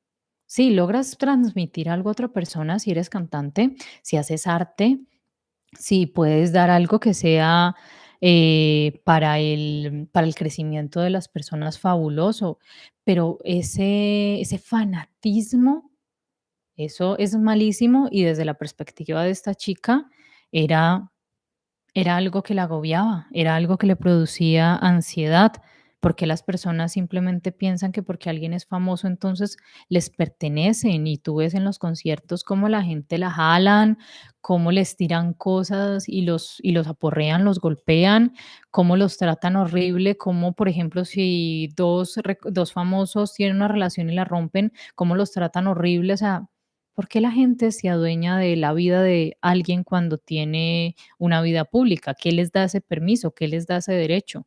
Eso es dañinísimo y hemos visto muchísimas personas famosas como sufren a causa de esto. Continuemos. Ella nos dice de una recaída, nos cuenta de una recaída que tuvo su mamá cuando ella tenía 18 años. Bueno, antes de eso, ella tuvo a los 18 años aproximadamente, tuvo, digamos, su primer acercamiento con el amor, su primer acercamiento amoroso, entre comillas, con alguien que también trabajaba en Nickelodeon. Ella para ese entonces tenía, perdón, 19 años y él tenía 32. Había como ya decía que una atracción, una afinidad de los dos, pero él tenía novia. Entonces cuenta una ocasión donde habían quedado de que él iba a dejar a su novia para empezar a salir con ella y hacerlo oficial. Entonces ahí les cuento el contexto de que, por ejemplo, por las grabaciones y por el tratamiento de su madre que había tenido una recaída del cáncer, ella tuvo que mudarse de apartamento. Entonces, Nickelodeon, el estudio, digamos que le adecuó un apartamento para que estuviera más cerca y ella se mudó allí. La noche que se mudó, se fueron en el carro. Ella ya le había cambiado el carro a la familia. Ellos andaban en un carro destartalado y ella les compró otro carro. Sí, Jim, sí, ahorita llegamos al esquizofrénico. Y, y cuenta que cuando se fue a mudar pues para ese apartamento, su madre dijo que se quería quedar esa noche con ella, que para no sentir la ausencia, y ella ya sospechó, Janet sospechó de que se iba a quedar viviendo en su casa, y así fue, se quedó durante unos meses. Una noche que ella se iba a ver con este, creo que se llamaba Joe, alguien que trabajaba ahí en Nickelodeon, la persona con la que ella estaba saliendo, quedaron de verse como en un hotel para pasar la noche juntos. Y entonces ella le mintió a su mamá, le dijo que iba para una pijamada con Miranda y la mamá con todo tipo de manipulación, que no se quería quedar sola, que la extrañaba, pero ella la convenció y se fue, le dijo que le iba a estar llamando. Esa noche, Joe la recogió. Esa noche le contó que había terminado con la novia. Llegó borracho, llegó llorando, deprimido, la manipuló para que ella cometiera actos sexuales con ella, con él, perdón. No tuvieron pues como tal el acto sexual, pero sí actos sexuales. Ustedes, yo quiero que me entienden, porque ella todavía era virgen, y el tipo lo único que le dijo fue como, ay, me siento horrible, me siento sucio porque estoy haciendo esto, porque dejé a mi novia si ya vivíamos juntos y yo la amaba y si nos íbamos a casar y tú estás muy pequeña para mí, pero en fin, se quedó con ella. Ella cuenta que Nickelodeon les, no me acuerdo si era como un final de temporada, pero les obsequió como un viaje a un resort en Hawái y ellos podían llevar un acompañante. Entonces ella accedió a que su acompañante fuera yo. Cuenta esta parte, yo creo que la tengo hasta subrayada por aquí porque esta parte me dio una rabia.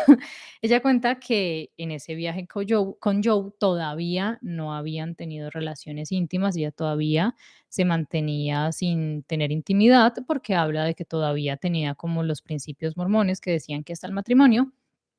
Entonces, tenían otras formas de tener intimidad, pero ella todavía no había perdido, pues, su virginidad, como se dice. Entonces, ella, creo que el viaje era como de 5 días, algo así, donde estuvo en ese resort con Joe. Y cuenta que un día estaban como, no me acuerdo si era como, no iban del dicho al hecho o no, saltemos aparte. Entonces hablaba de que estaban como, no era en una moto acuática, estaban era como remando, estaban como haciendo algo con remo, y ella sintió como que en las gafas le alumbró algo y se dio cuenta que era un paparazzi. Entonces ella bajó la cabeza, salieron rápido del agua, pero ya se sabía que le habían tomado fotos, entonces ella súper preocupada, Joe le dijo como que se calmara, que no iba a pasar nada, y resulta que, claro, ella se durmió como 5 horas, cuando se despertó y miró el celular, tenía, si no estoy mal, eran como 45 llamadas de la mamá, tenía un correo electrónico que esa vaina sí a mí eso sí me dio rabia. La trataba de que era una sucia, que dónde había quedado la niña tierna que ella había cuidado, que era una zorra, que era una prostituta, que se sentía decepcionada de ella y después de un montón de insultos, le coloca una postdata diciéndole: "Y mande dinero que se dañó la nevera, mande dinero para comprar una nueva nevera que la nevera se dañó". O sea, la trata mal y le pide dinero. Y le pide dinero para que compre otra nevera. Ella se pone a llorar, Joe le dice que se calme, que todo va a pasar. Ella cuenta que él le ayudó un poquito como a irse como desprendiendo un poquito de la relación con su madre. Y, a ver, yo miro si, a ver si tengo por aquí, antes de que se me olvide. alguna frase que de pronto tenga por aquí, después se me olvide, de que como que guardar el celular en la caja fuerte como por los 2 días que les quedaba todavía de viaje, que no se dañara el viaje. Ella le hace caso. El día que se van a ir, ella ve que abre la caja fuerte y le pide por favor el celular, y él le dice como que no lo haga porque de pronto su mamá le escribió, y una cantidad de llamadas, una cantidad de correos electrónicos, y el correo electrónico, uno de los más fuertes, es que le dice que le va a contar a todo el mundo, lo que ella es y en lo que se ha convertido y en la adulta sucia que es, que ella tiene la culpa de que el cáncer le haya regresado, y le dice: "Tú tienes la culpa de mi enfermedad, tú vas a tener la culpa de que yo me muera, tú me mataste con ese comportamiento y yo no merezco esto, y voy a enviar una carta a como un club de fans para que sepan la porquería que eres", por no decir las otras palabras, porque Jim me dice: "De pronto me banean, uno no sabe, YouTube a veces no me quiere". Fueron 2 palabritas, no dije nada feo. Y ella busca la página, dice, pues, de las fotos que eso lo vio en TMZ y todo eso, y ella busca la página de fans, y efectivamente la mamá emitió un comunicado hablando pestes de ella, diciendo que estaba con un viejo, que ella era la culpable, que por culpa de ella era que ella se había enfermado, y le sigue diciendo en la postdata que envíe dinero para comprar un nuevo refrigerador, que el yogur se puso agrio. Entonces, imagínense, la manipula con su enfermedad, la trata mal, pero le sigue pidiendo dinero, la ridiculizó horrible. Menos mal por acá lo escribí para que no se me olvidara, porque en los correos ella, o sea, Janet tenía un problema con su peso, tenía un problema alimenticio, y le decía que en las fotos se veía gorda, que estaba asquerosamente gorda, que parecía un cerdo, y en el comunicado que compartió con el club de fans, la ridiculiza con su peso, sabiendo que es algo que es sensible para ella, que en este momento de la vida ya pasó de la anorexia a la bulimia. Ya pasó a que todo lo que comía, ella se hizo amiga, ya cuenta que la bulimia para ella era una amiga. Entonces empieza a que come, se atraganta de comida y después ya se iba a vomitar, porque era una forma como de sacar todo lo que sentía. Era una forma de terapia para ella, hasta donde lo cuenta. Cuenta que cuando su mamá tiene una recaída y está en el hospital, lo único que ella piensa es esto: a veces la miro y simplemente la odio, y luego me odio a mí misma por sentir eso. Esta cosa me vuelve loca, esta cosa donde ella anhela ser compadecida, donde está contándole a todo el mundo cómo ha sobrevivido al cáncer, y, y cuenta que comencé a desagradarme completamente de la fama cuando cumplí los 10, pero ahora a los 21 la desprecio. A los 21 cuenta que su madre tuvo una recaída donde les dijeron que ahí es donde les dicen que tiene 48 horas, perdón, de vida. Ellos se despiden, pasa todo eso, pero la mamá sobrevive, entonces pasan como más semanas, y ellos, los hermanos, el papá, los hermanos, perdón, retoman su vida porque ven que ella se va a mejorar. El papá y el abuelo se siguen turnando para cuidarla. Janet sigue ahí. Un amigo cercano de ella, uno de sus amigos, ella cuenta de 2 amigos muy cercanos, la invita a un viaje, le dice que para que se despeje, un viaje por carretera, hacen ese viaje, él le dice que por qué no toman alcohol, ella nunca ha tomado alcohol, aparte de ese sorbo que le dio el creador de iCarly, y que toman esa noche, y que ella se da cuenta que el licor, que, o sea, que cómo no lo había tomado hasta ese momento, que porque cuando está borracha no le importa que la gente la reconozca, no piensa en su mamá, no piensa en su peso, no le importa que los demás la critiquen, no le importa que los demás se burlen de su peso, no siente la necesidad de atragantarse de comida, no siente la necesidad de vomitar. Entonces, esta muchacha empieza digamos que empieza a caer en un vórtice de autodestrucción que da muy, o sea, te da tristeza empezar, como te digo, vas creciendo con ella y vas cayendo con ella a medida que lees el libro y te vas sintiendo como, ¡ah! Dios mío, porque es muy, muy fuerte y ella dice que era un hábito totalmente normal llegar a su casa en la noche. Se muda de casa, se compra una casa mucho más grande porque le recomiendan que es una buena inversión. Después se da cuenta que compró fue la casa de exhibición y esa casa le tienen que estar haciendo arreglos todos los días porque se le rompen los tubos, se daña, en fin. Pero se vuelve una costumbre convivir con el alcohol, las resacas, atragantarse de comida y vomitar todo lo que lo que come. Entonces, eh, cae víctima del alcohol, cae víctima de la bulimia y todo esto mientras su madre sigue preocupada por su peso, mientras su madre sigue preocupada por su fama, contenta porque le están dando más papeles, porque va a tener su show principal, pero nunca por cómo se siente ella.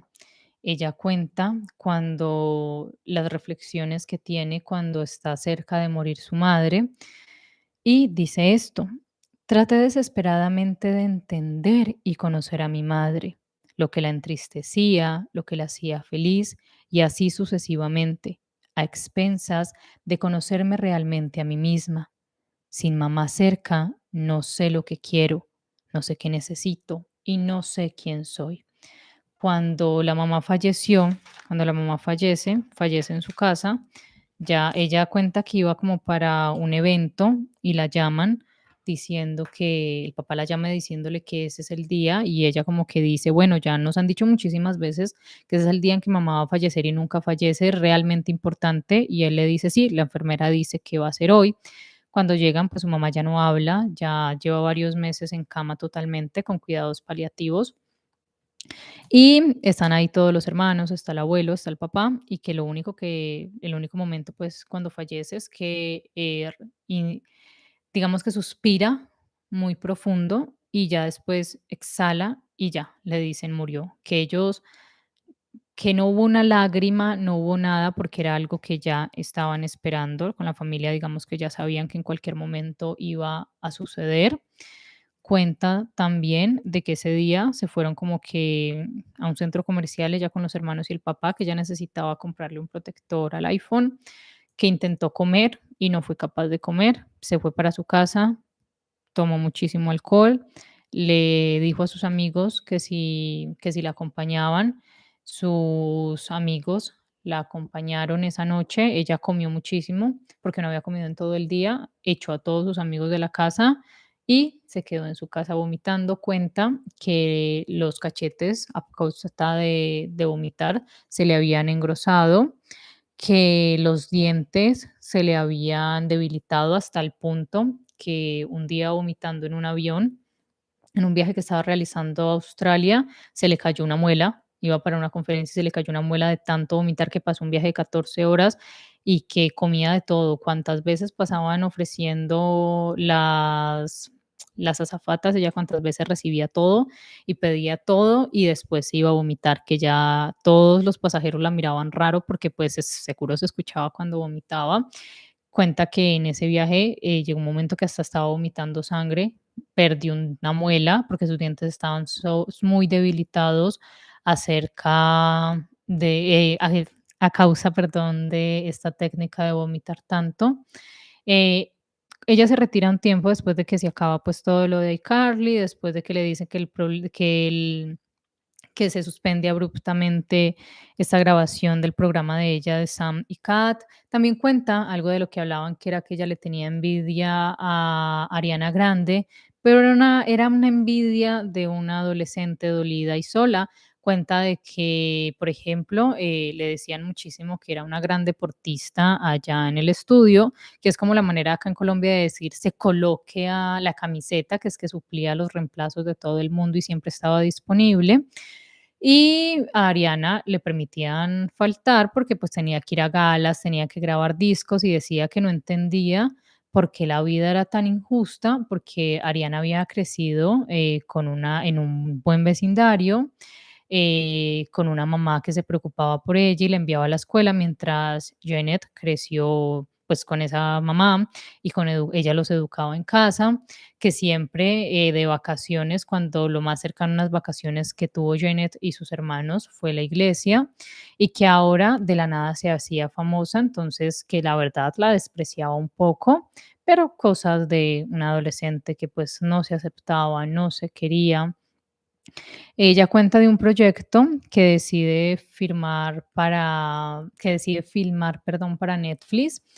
Allí conoce a un chico que trabajaba como con los técnicos en la parte técnica. Digamos que se enamora de él, digamos que se enamora muchísimo de él.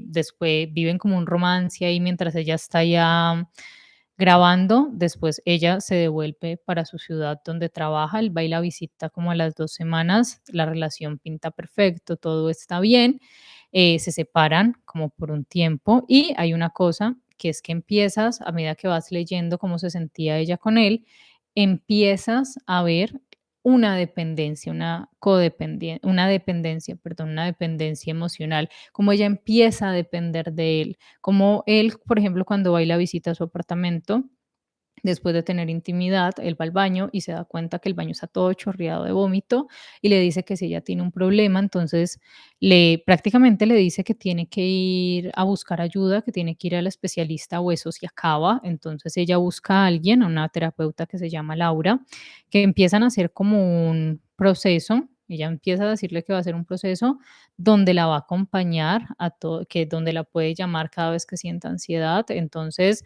claro, Janet llega como muy reticente, llega muy prevenida diciendo, claro, yo ya conozco al ser actriz, ya conozco cómo funciona todo este rollo, todo este mundo de los terapeutas, te sientan en un sillón y te dicen todo lo que no quieres escuchar, te dicen cosas bonitas y ella dice, como yo llevo tantos años actuando, entonces ya sé cómo hacer, cómo llorar en falso. Digamos que ella, con Laura, la idea es como empezar a tratar como todas sus emociones, empezar a entender cómo empiezan todos estos trastornos alimenticios, empezar a acompañarla. Ella cuenta de los ataques de pánico que sufría, que estaba a punto de presentar algo y Laura estaba ahí cerca en el escenario. Ella estaba en el escenario y Laura estaba entre el público y ella empieza a ver y se sale y ella empieza, pues, perdón, a sentir, Janet empieza a sentir que le va a dar un ataque de pánico y se baja del escenario. Laura aparece junto a ella, la acompaña hasta su casa, sigue pendiente de ella y en una sesión, Laura le dice algo que es como lógico, que desde el inicio que tú empiezas a leer el libro, dices, es lógico que había un abuso de la mamá, entonces Laura empieza como a preguntarle cuándo inicia el gusto por la actuación, y ella empieza a contarle que no, que fue que a mamá le gustaba, empieza a decirle que qué era lo que más disfrutaba de actuar y ella le dice que nada, entonces le pregunta que por qué sigue haciéndolo y le dice porque mamá la hacía feliz, le preguntaba que si tenía muchos amigos y ella le cuenta que no, que su mejor amiga era mamá. Laura, la terapeuta, también le pregunta que si su mamá tenía muchos amigos y le dice que no, que en realidad no. Y Janet se empieza a sentir muy incómoda porque empieza a decir, pero esta quién es, esta porque está cuestionando a mi mamá, esta no la conocía. Y dice, les voy a leer textualmente, qué dice cuando abandona la consulta. Laura sugirió que mi mamá era abusiva. Toda mi vida, toda mi existencia ha estado orientada a la narrativa de que mamá quiere lo mejor para mí. Si se siente bien no ver a ningún terapeuta empeñado en hacer trizas mi relato de mamá. Ella deja de ir a terapia porque no le gusta que cuestionen a su mamá. Ella todavía tenía a su mamá en un pedestal y que esa terapeuta le diga que todo lo que le está pasando es culpa de su mamá. Entonces, esto ya no lo va a aceptar. La relación con este novio que tenía, del que hablamos ahorita, es que no me acuerdo si se llamaba Steve, no quiero decir un nombre que no es, pero bueno, digámosle Steve, por si se me olvida el nombre. Si de pronto era ese, entonces acerté. Este novio que ella tenía se separan un tiempo porque él se va a grabar un proyecto a otra ciudad. Cuando se vuelven a ver, él llega súper cambiado y le dice que que va a empezar a convertirse a la religión, que quiere ir como más, acercarse más a Dios. A ella le parece extraño porque una de las cosas que la atrajo de él era que era que compartían su visión de que las religiones como que no. Pero él empieza a decirle que así como ella empieza a pensar, bueno, así como él me apoyó en mi proceso, pues yo lo voy a apoyar a él y pues van a varias iglesias y ella ve que él se pone súper errático y súper feliz con las alabanzas y con todo. Y ella como que bueno, cuando regresan, esa noche le dice que lo otro es que no van a tener más intimidad, que el sexo no es necesario, que él se da cuenta que eso es contaminar el cuerpo y desagradar a Dios y eso a ella le parece como si bien su primera experiencia sexual fue horrible porque fue con una persona como con un compañero que tuvo su primera vez con ella ya estando muy borracha, entonces fue un abuso. Las otras experiencias que tuvo sexualmente como que no encontraba ningún disfrute. Por fin con Steve, con el novio, pues sí le gustaba tener intimidad y este le dice que no, que qué pena, pero que él no va a desagradar a Dios y que no hay intimidad. Y ella siente como, bueno, ¿y ahora qué? ¿Y ahora qué? Pero aún así, la relación continúa. Después, creo que también hay como una separación porque ella se va a grabar algo, no sé, no me recuerdo. Sí, no recuerdo si es él o ella quien se va, pero cuando se vuelven a ver, ella no sabe cómo contarle, ya no le ha contado que ella dejó la terapia y van a cenar y ella como que le va a contar y le dice que también tiene que contarle algo muy importante y como que él dice, no, lo mío es más importante, y entonces ella le dice, no, cuéntame tú qué es, y ella le dice como, sí, dejé la terapia y a él como que le da lo mismo y le cuenta, a mí me da hasta risa porque él llega y le cuenta, lo que pasa es que descubrí que soy la reencarnación de Jesucristo. Entonces ella queda como que, ¿qué pasó? Había encontrado el hombre perfecto, alguien con quien se entendía, alguien que la cuidaba, alguien que ella se sentía muy bien a su lado. Y ahora, aparte de lo de la religión, aparte de lo de no la intimidad, resulta que eh, él se convenció de que era Jesucristo y ella empieza a decir como, bueno, él necesita ayuda y le dice, y como la relación llevaba pocos meses, ella no tenía como contacto de sus padres, ni contacto con amigos de él, entonces no recuerdo, se produce como una mini separación porque ella tiene que viajar por algo de trabajo y la llaman los padres de él que tuvieron que internarlo en un centro psiquiátrico porque pues él tiene esquizofrenia.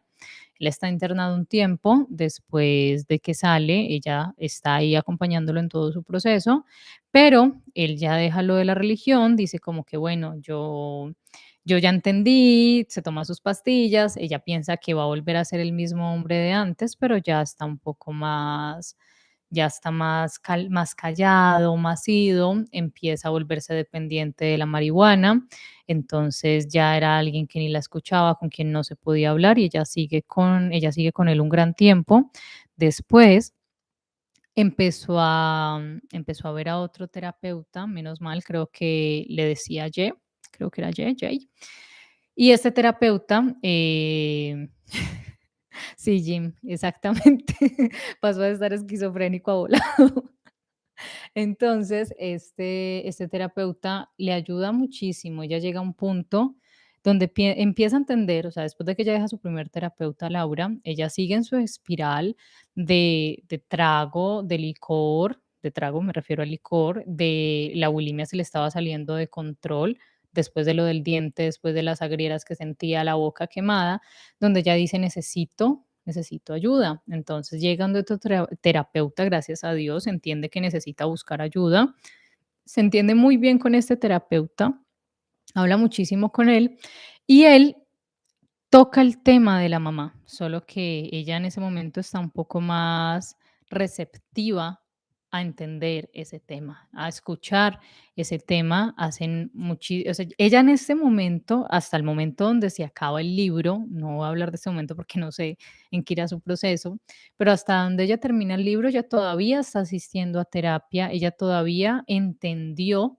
que es un proceso que la bulimia y los trastornos alimenticios llevaba muchísimo tiempo con los trastornos alimenticios, entendió que el origen fue su mamá, el origen de que ella no se sintiera a gusto con su cuerpo ni con ella era su mamá, decide que se va a retirar, que se va a tomar un descanso de la actuación, lo decide con los agentes con los que trabajaba, les dice que ella se va a tomar un descanso porque ellos la llaman como a ofrecerle un proyecto con Netflix, un proyecto grande, y ella les dice que no, que necesita tomarse un descanso porque eso hace parte de su sanación, de su proceso que le sugiere el terapeuta empezar a descubrir qué le gusta hacer. También entiende que, por ejemplo, la casa que tenía, la casa es un reflejo de nosotros, como el lugar donde vivimos, cómo lo organizamos, cómo lo mantenemos. La casa, el especialista le explica que es un reflejo de ella y ella su casa nunca la había decorado, decía que era una casa grande, que todo el tiempo se estaba cayendo a pedazos, que todo el tiempo habían personas arreglándola, entonces que ya no lo veía como un hogar. Entonces él le dice, el terapeuta le sugiere que la venda, ella le dice que no, que porque era una buena inversión y él le empieza a explicar que una buena inversión, una casa, un lugar donde no se siente a gusto, un lugar que ella ni siquiera ha decorado, un lugar grandísimo donde ella todo el tiempo se está sintiendo sola. Entonces ella como que está reticente a hacerlo y le dice, no, le voy a colocar plantas y él le dice, bueno, ¿y las plantas van a cambiar tu forma de sentirte allá? No, la voy a decorar y le dice, bueno, inténtalo. Intenta decorarla, contrata a una decoradora de espacios, una persona que le encanta, ya cuenta que le encanta el animal print a la decoradora y lo primero que le pide son unas cortinas de tigre, de, pues con estampado de tigre. Y ella cuando recibe esas cortinas carísimas, dice que $14,000 por unas cortinas, ella dice no, simplemente voy a vender esta casa y llama a la decoradora y la despide y le dice que él no va a trabajar más con ella porque va a vender su casa. Cuando le cuenta, queda la abuela, se me olvidó contarles que la abuela todavía estaba viva, la abuela la llamaba y remanipuladora, una mamá dos, porque la llamaba y le hacía un espectáculo horrible cuando ella no le contestaba y la trataba horrible. Cuando ella va y le cuenta a sus abuelos que va a vender la casa, su abuela le hace un show de como que se va a morir, que cómo va a hacer eso, que qué van a decir las amigas, que cómo va a ser tan estúpida. Ella le dice que no, que va a comprar un apartamento en un lugar donde se siente cómoda, porque esa casa era demasiado grande para ella. Entonces, ese es uno de los pasos ese es uno de los pasos que ella accede a dar en su terapia.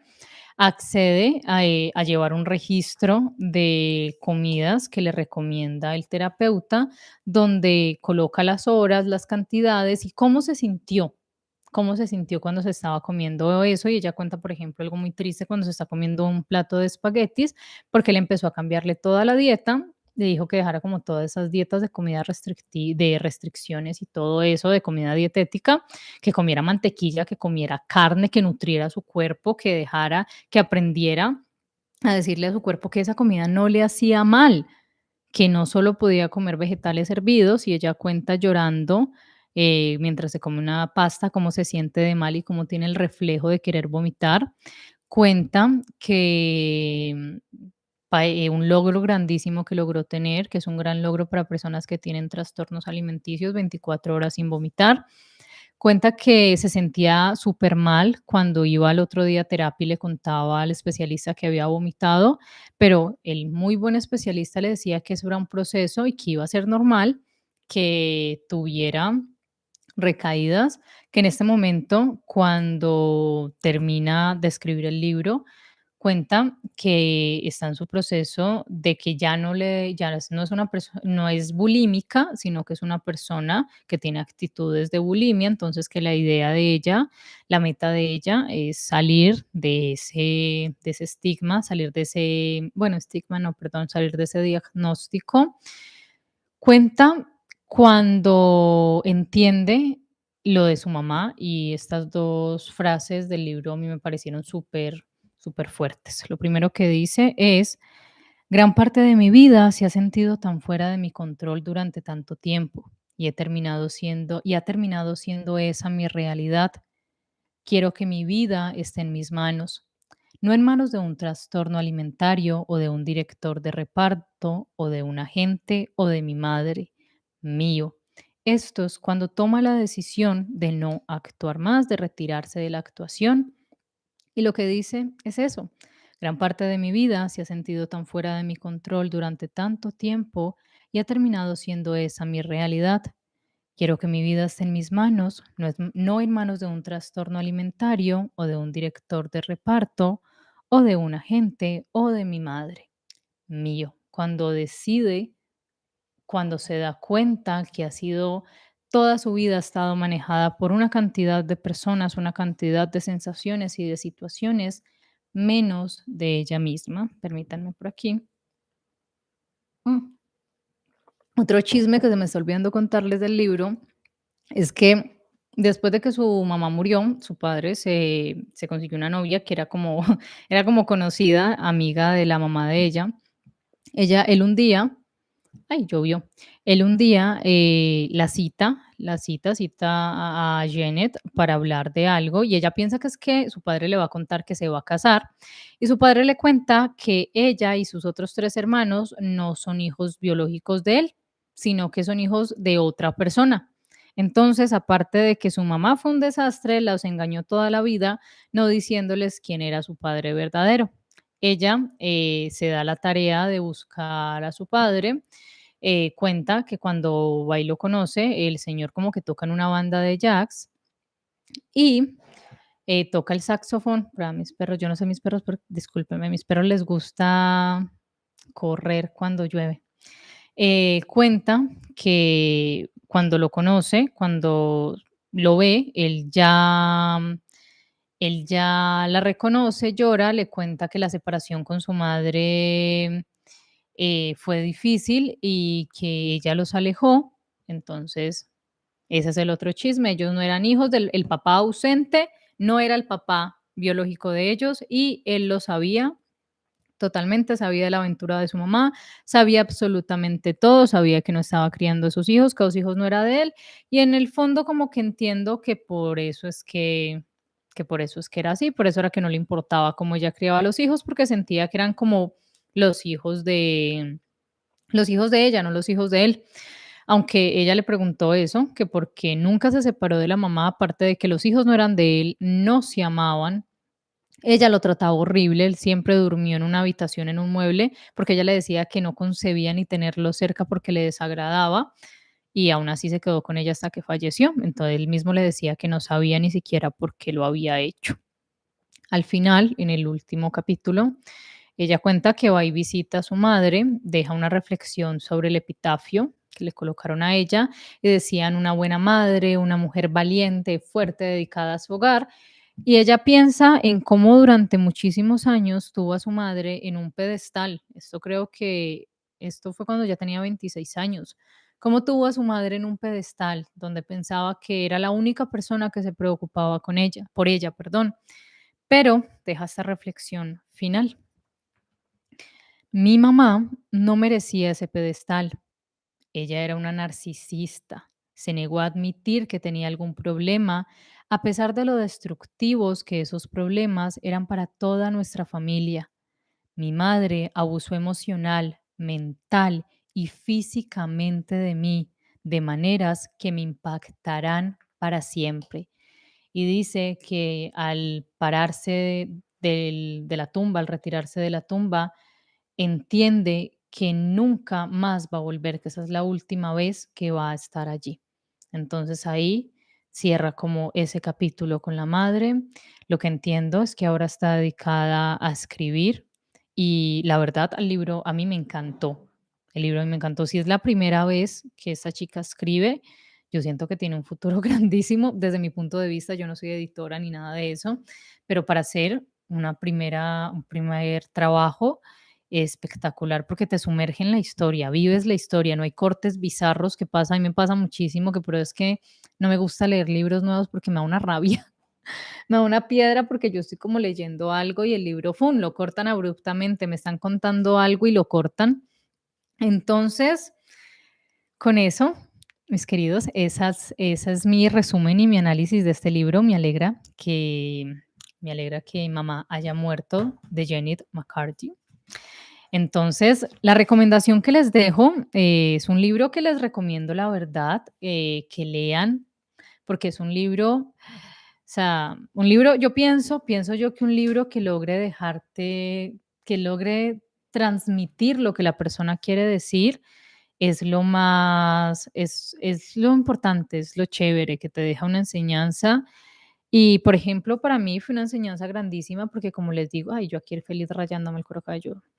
No era un libro que me llamaba la atención, pero que vi la necesidad de que lo compartiéramos, de que lo analizáramos juntos, de que habláramos de ese libro.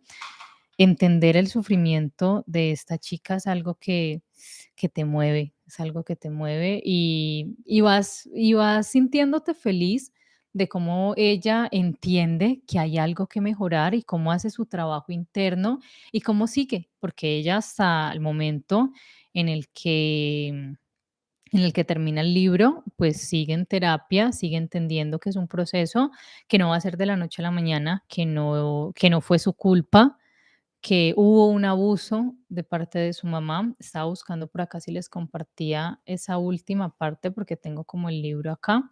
Entonces, espérenme, yo miro si lo encuentro acá. A ver, a ver, a ver. A ver, espérenme, yo miro así rápido aquí si encuentro la última parte para leérselas, para compartírselas, que es la parte pues de lo de la tumba, que es esto acá. Les voy a leer esta última parte, que es la parte que les compartí de la frase cuando ella va y la visita a la tumba y dice, este computador no me abrió el archivo. Espérenme, yo vuelvo y entro al en vivo. Es que no puedo confiar en mi computador porque a veces como que le da las loqueras. Espérenme, yo les leo textualmente esta última parte. Acá está. Y esto se subió más. Espérenme, espérenme. A ver si la encuentro. Les voy a compartir esta última parte. Espérenme un momentico, que es que yo sí peleo con la tecnología, ¿no? Qué cosas. A ver. Esta última parte es cuando visita la tumba. Les voy a leer este último capítulo. Hola mamá, digo casi en voz alta, pero me detengo porque no quiero parecer loca a los otros dolientes a mi alrededor. Doliente, singular en realidad, solo hay uno, y es el mismo tipo que veo aquí cada vez. Se sienta en una silla de jardín con una sombrilla sobre él. Toca rock suave en un estéreo y mira fijamente la lápida de quien supongo es su ex esposa. Miro la lápida de mamá. Tiene una veintena de adjetivos porque todos en la familia tenían tonos de adjetivos y nadie estaba dispuesto a renunciar a los suyos. Tenemos que incluir juguetón, insistió el abuelo, porque a nadie le gusta valiente. Valiente es una buena palabra. La abuela se lamentó. Así que metimos todas las palabras allí. Incluso el lugar de la muerte de mamá estaba abarrotado. Esta es la primera vez que visito la tumba de mamá desde su cumpleaños en julio pasado. Mis visitas se han vuelto menos frecuentes a través de los años, aunque le prometí a mamá, por pedido suyo, que visitaría su tumba todos los días. Al principio visitaba una vez a la semana y me sentía culpable por eso, como si eso no fuera suficiente. Pero con el tiempo y con la realidad, las visitas se han vuelto cada vez menos y también la culpa. Me siento con las piernas cruzadas frente a su tumba. Miro más detenidamente las palabras de su lápida. Valiente, amable, leal, dulce, amorosa, agraciada, fuerte, reflexiva, divertida, genuina, esperanzada, juguetona, perspicaz y así sucesivamente. ¿Lo era, sin embargo? ¿Era ella alguna de esas cosas? Las palabras me hacen enojar. No puedo mirarlos más. ¿Por qué idealizamos a los muertos? ¿Por qué no podemos ser honestos con ellos? Especialmente las mamás. Son los más románticos de todos. Las mamás son santas, ángeles por el mero hecho de existir. Nadie podría entender lo que es ser mamá. Los hombres nunca lo entenderán. Mujeres con ningún niño nunca lo entenderán. Nadie más que las madres conocen las dificultades de la maternidad Y nosotras, las que no somos madres, no debemos colmar más que elogios para las madres porque nosotras, humildes y lamentables, no somos meras campesinas en comparación con las diosas a las que llamamos madres. Tal vez me siento así porque vi a mi mamá de esa manera durante mucho tiempo. La tenía en un pedestal y sé cuán perjudicial fue ese pedestal para mi bienestar y para mi vida. Ese pedestal me mantuvo atascada, emocionalmente atrofiada, viviendo con miedo, dependiente, en un estado casi constante de dolor emocional y sin las herramientas para siquiera identificar ese dolor y mucho menos lidiar con él. Mi mamá no merecía su pedestal. Era una narcisista. Se negó a admitir que tenía algún problema, a pesar de los destructivos que eran esos problemas para toda nuestra familia.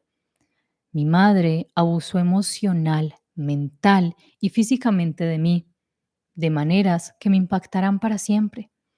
Me hizo exámenes vaginales y de los senos hasta que cumplí los 17 años.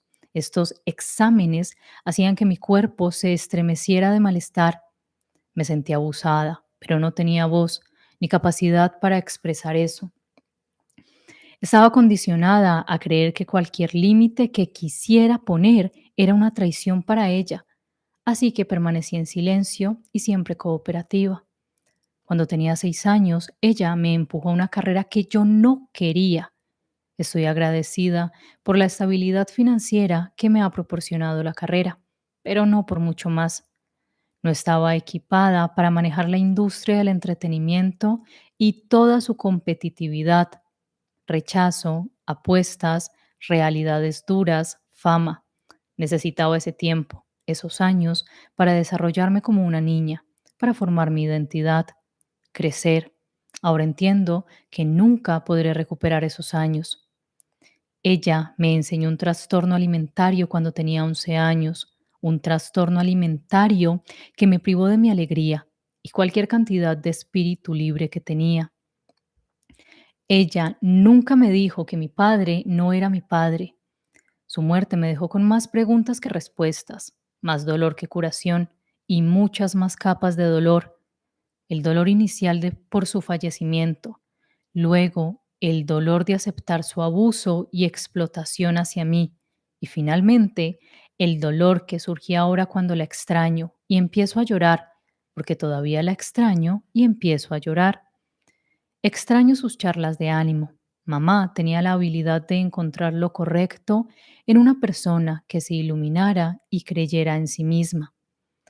A veces la extraño cuando empiezo a fantasear sobre cómo sería la vida si ella todavía estuviera viva. Me imagino que tal vez se habría disculpado y habríamos llorado en los brazos del otro y nos habríamos prometido que empezaríamos de nuevo. Tal vez ella me ayudaría a tener mi propia identidad, mis propias esperanzas, sueños y actividades. Pero luego me doy cuenta de que solo estoy romantizando a los muertos de la misma manera que desearía que los demás no lo hicieran. Miro las palabras de nuevo: valiente, amable, leal, dulce, amorosa, graciosa. Niego con la cabeza, no lloro. Una canción empieza a sonar por el estéreo del hombre triste. Me pongo de pie, me limpio la suciedad de los jeans y me alejo. Sé que no voy a volver.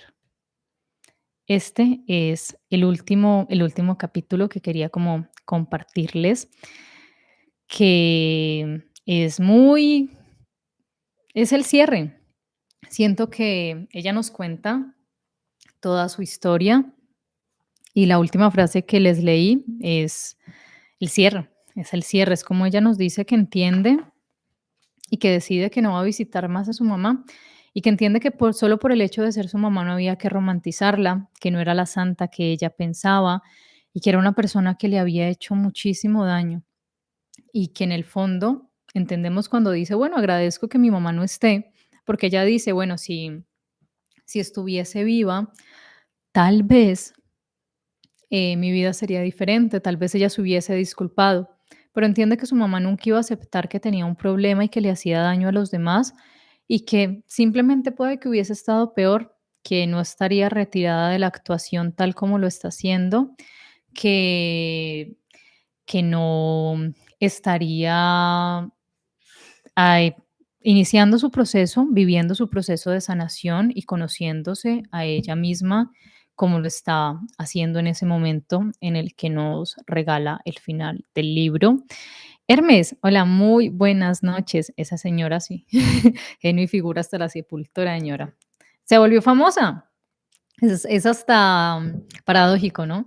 Porque la señora lo único que quería era fama a través de su hija, pero quería fama y ahora sí que es bien famosa porque de ese libro no tiene ni 20 días de haber salido y se habla mucho y yo sé que se va a hablar mucho más sobre ese libro, apenas lo conozcan más, apenas se riegue más. Sé que está el audiolibro, pero creo que está en inglés, ¿no? Yo lo vi en Amazon en inglés.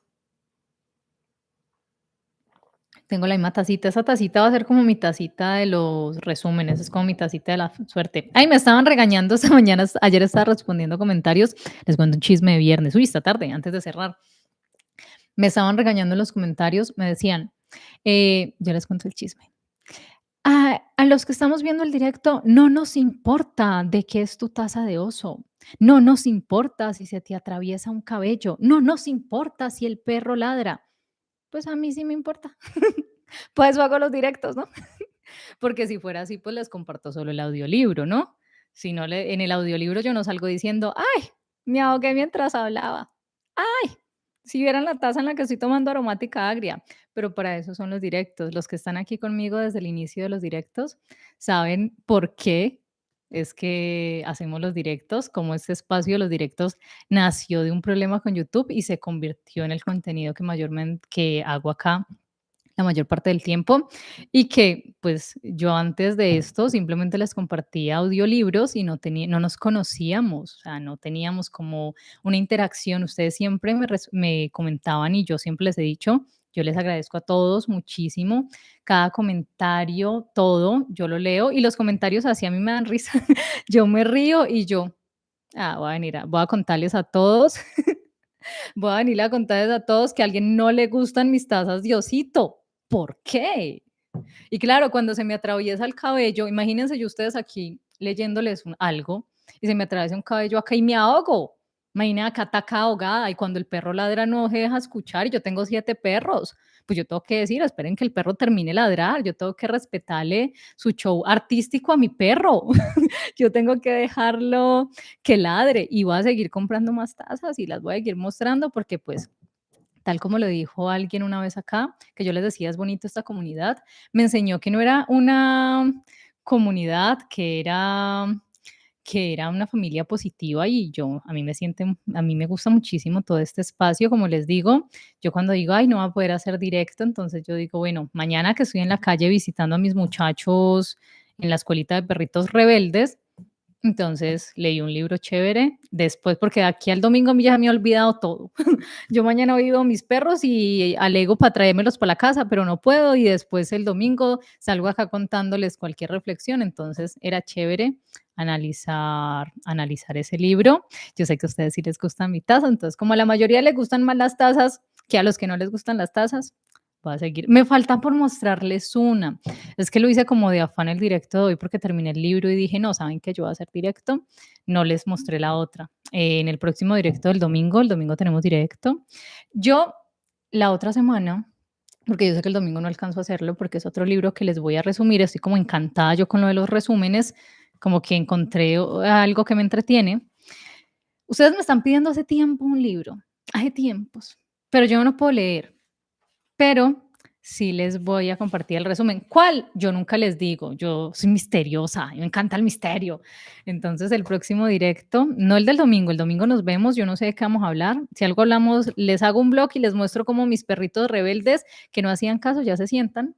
Eh, el domingo nos vemos y la otra semana, lunes, martes más o menos, les comparto un nuevo resumen de un nuevo libro que ustedes están pida y pida y pida, pero yo sé que les va a gustar. La taza, sí, es de Miniso. Mira que yo no sabía que existía, es que di la vuelta me echó toda esta agua encima, que yo sí había visto esas tiendas y entré, venga, yo les muestro y veréis. ¿Qué más compré? Entré y vi tazas y yo dije, ¡ah! Me enamoré.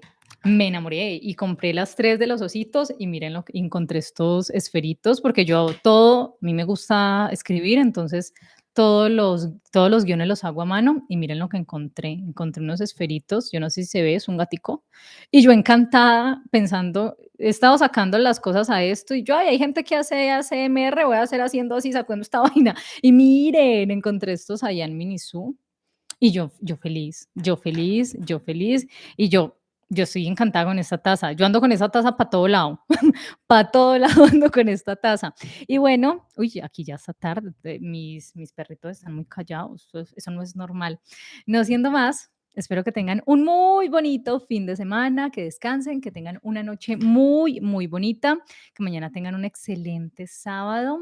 Voy a hacerles el video mostrándoles a mis muchachos perrunos allá en su escuela de perritos rebeldes. Ay, están divinos, ustedes los vieran cómo están de hermosos. Muchas gracias a todos, de verdad. Muchas gracias por compartir este espacio conmigo. Muchas gracias por todos sus comentarios. Muchas gracias por su apoyo. Recuerden suscribirse, activar la campanita de notificaciones. Eh, yo trato de responderles a todos los comentarios. No crean que yo los ignoro, sino que es que a veces me ocupo. Pero no siendo más, y ustedes saben que yo me despido más que novia fea. Que tengan una noche bonita, un abrazo gigante para todos. De nuevo, mil gracias de corazón. El corazón está pastelado, pero yo pastelado. Mil gracias por todo su apoyo. Los quiero muchísimo. Chao. Feliz fin de semana. Descansen, pasen bueno. Salgan y bailen por mí. Adiosito.